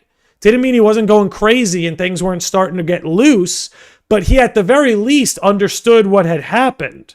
Whereas here in Rebirth, he's very clearly got some mental blocks up so that he doesn't have to deal with that. And I actually think Cloud's descent into madness will be better in this trilogy than the original. Because in the original, let's be honest, it does feel very up and down, right? Like, Aerith's gone and Cloud's with the party, and yes, he is slowly losing his mind, but it's not as clearly conveyed as it is now. Yeah. He's still there. He's still processing those emotions. He's actually telling the party, I want to leave. I want to abandon this because I don't trust myself. Yep. I was about to kill her at the altar. I have a theory that really the purpose of Cloud saving Aerith at the altar was really to stop him from killing her. Because that guy was on his way to slash her when he was there. Going with the Black Whispers and everything, Sephiroth's blessing, all this stuff happening in Chapter 14. I was really scared of Cloud at that moment, to be completely honest. And it's a great emotion that they are conveying. But we need to, again, put ourselves into this symbolism mindset.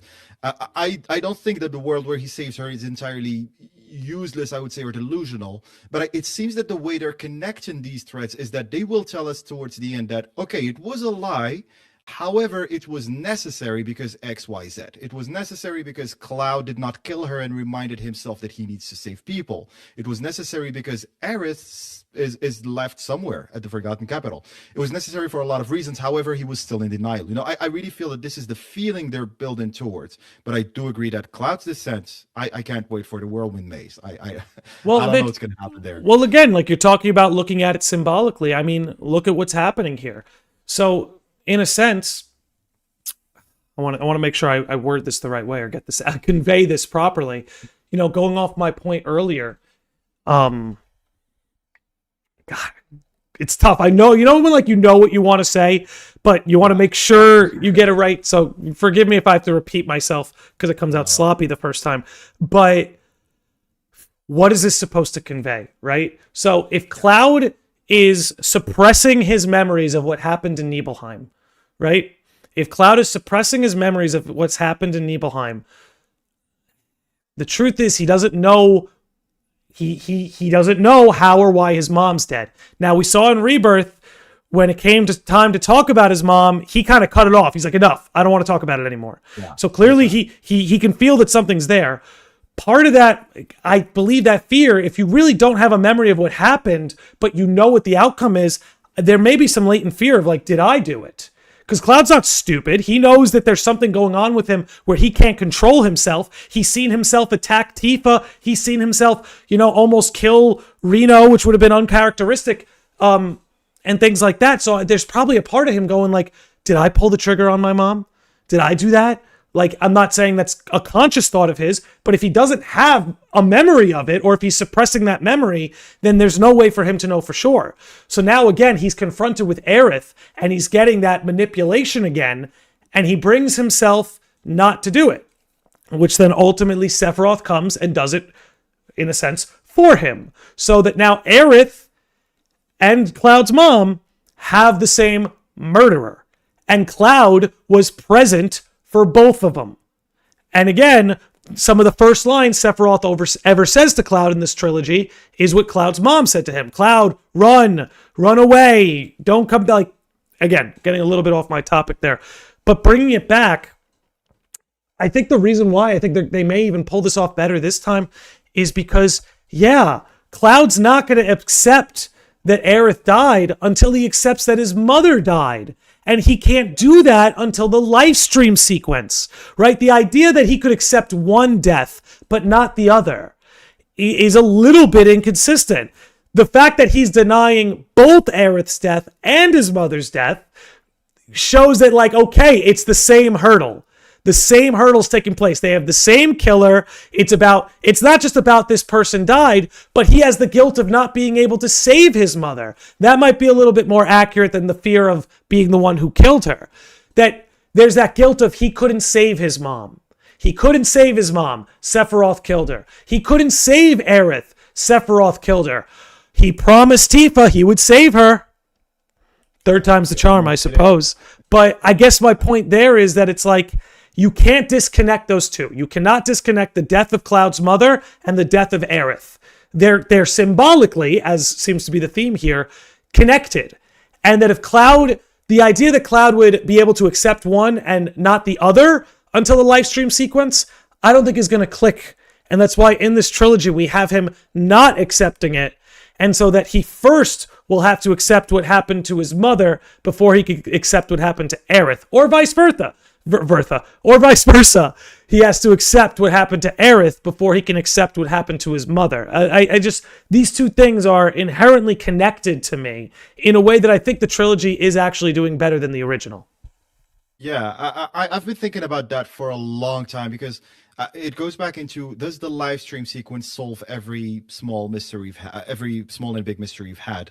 And I to be totally honest, I still don't know. I go back between the two sites. Sometimes because if we think about it technically, the moment Cloud comes back to his true self after the live stream sequence in the OG, he is literally the Cloud. So giving him something else to grieve after that would be such a departure that I really don't know how you would reconcile that with what happens later, especially that Sephiroth could still manipulate him. So how does that work exactly? Mm-hmm. And so this is why I'm of the opinion, same as you, that I believe the live stream sequence, there are many groups in the fandom. You spoke about shipping and everything. Just like there are people who want the story to be different, there are also people who seemingly agreed with me on a few things and then disagreed fundamentally when I said the opposite, which is that Aerith's interference with Cloud on returning to his true self is tangible. We can see it. She's also in the picture. She's not only there to protect the planet, just like Tifa has also had this new connection to the weapons in terms of protecting the planet, not only Cloud. So it is not a bad thing for Aerith to be involved. Now, there's been the word group project in the live stream being used in a very negative sense where people really hate that. And I can see the challenge with taking away the moment that Cloud and Tifa have, because I think essentially in its core, Cloud's problem is at one point he thinks that he's a clone, by the way. So we kind of forget how bad it gets. He literally, I personally, while playing Final Fantasy VII the first time, I thought that the big plot twist was that Cloud didn't exist. This is how I interpreted it when I was young. But then the second bait and switch was that he existed, just not in the way you thought. And so at one point, Cloud's biggest struggle will be, who am I? But also, what is the earliest memory I can rely on? This is really the question he will be asking. And so this is why we have a lot of crossroads. Is the earliest memory of the true me at the edge of Midgar? Is the earliest moment of the true me when Zack died? Is the earliest of the true me before that? We will get, so the live stream sequence will be a mess. But it goes back all the way to the only way he's able to figure out who he is by going back to the earliest one with Tifa, the promise he made in the water tower. So this is really why she's his anchor, and this is why it's important. Now, this doesn't mean that Aerith does not get involved earlier in the process, where Cloud has to go through all the debts that he has repressed before even because he might break after realizing that Aerith, Zack, and his mother are dead. I mean, he kind of knows that his mother is dead, but he just keeps avoiding the topic, right? But he might totally break when he realizes that Zack and Aerith are dead, and that he knew them and he was there and he was not able to save them. And so that's where Aerith, accepting the death of Aerith and Zack, could play in. It doesn't necessarily have to be that that's the moment where he returns to his true self. It could be the moment that breaks him, and then the live stream sequence is the moment when he returns to his true self by just basically looking for his oldest reliable memory. We go back to memories, and this is why the meta plot makes perfect sense within Cloud's quest to finding his true self. I could not agree with that assessment more.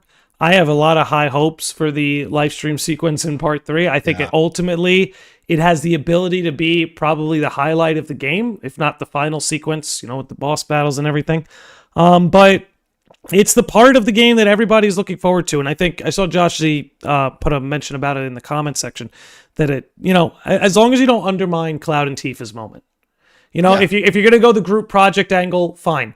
But as long as you don't undermine Cloud and Tifa's moment, and that ultimately that sequence is about Cloud and Tifa, I think we'll be all right. But look, we are over the 2-hour mark. I feel like you and I probably could do another 2 hours the way we're going. But I do want to close up shop on this episode here. But dude, you're welcome here anytime. I love talking FF7 with you. I think you have a very good understanding, not just of the story, but of the feeling and the message it's trying to convey. And again, I say, if there's anything people could take from our conversation today, it would be ultimately your advice is, especially with a lot of these dream sequences and these dream worlds, look at them the same way you would your own dreams, not literally, symbolically. What is it trying to convey? What kind of knowledge is it trying to pass on to you? But I don't want to rattle on too long here. I kind of want to give you the floor to kind of have your final word, let people know where they can find you and stuff. But again, I just want to thank you for taking the time today, coming in here and talking some FF7, which was long overdue. No, I appreciate it. And listen, I can echo that. Thank you so much for giving me a first chance to meet so many of you here, I imagine, on the lodge. And thank you so much for having me over and for listening to my, silly ramblings. It's all crazy theory, fun crafting for the sake of experiencing and loving and enjoying the game we love. So this is really what it is. Thank you so much for all of you for being here and connecting on these great aspects and, concepts. And it's a bit deeper than life at times. So I really love it. As you said, my biggest message is, I tried to end my last Sephiroth video. Now, I don't know if everyone made it all the way through because it was a 1 hour 20, but I tried to end it with a note of, listen, we all love Final Fantasy VII. So the things that unite us in this journey of experiencing the remake are infinitely bigger than the ones that divide us. We all love Cloud. We all love Tifa. We all love Barret. We all love Aerith. We all love Rocket Town. We all love Sid. We all love Final Fantasy VII as the story and the experience. And so let's not focus on the things that divide us, because I do believe that there is potential to reunite the fan base, just like the worlds eventually in part 3. I feel that we have become disconnected to a certain extent. I wish we can do that differently. I wish we could come together. And the other thing is, hey, once this game is done, it will never happen again. And you said it before. It's gonna be impossible to remake something to this extent, even within the other Final Fantasy games we love. So we have to make the most of it. We have to really enjoy it with each other, because if it's the end of part 3 and we realize that we spent too much time just going and having a go at each other because I disagree with this and you disagree with that, and maybe I'm guilty of that myself at times, I hope not, but if we spend too much time doing that, we will regret it, or we will at least look back at it and go, well, I could have enjoyed my time more. So let's be proactive about it and just do that. Yeah, again, that's a sentiment I couldn't agree more.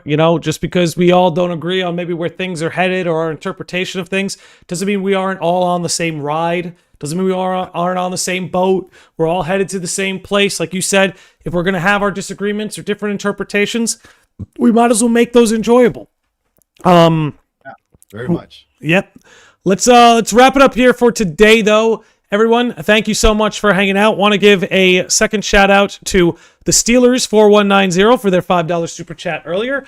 But again, thank you all for hanging out. We'll see you all soon. Be good to yourselves. Be good to each other. We'll talk.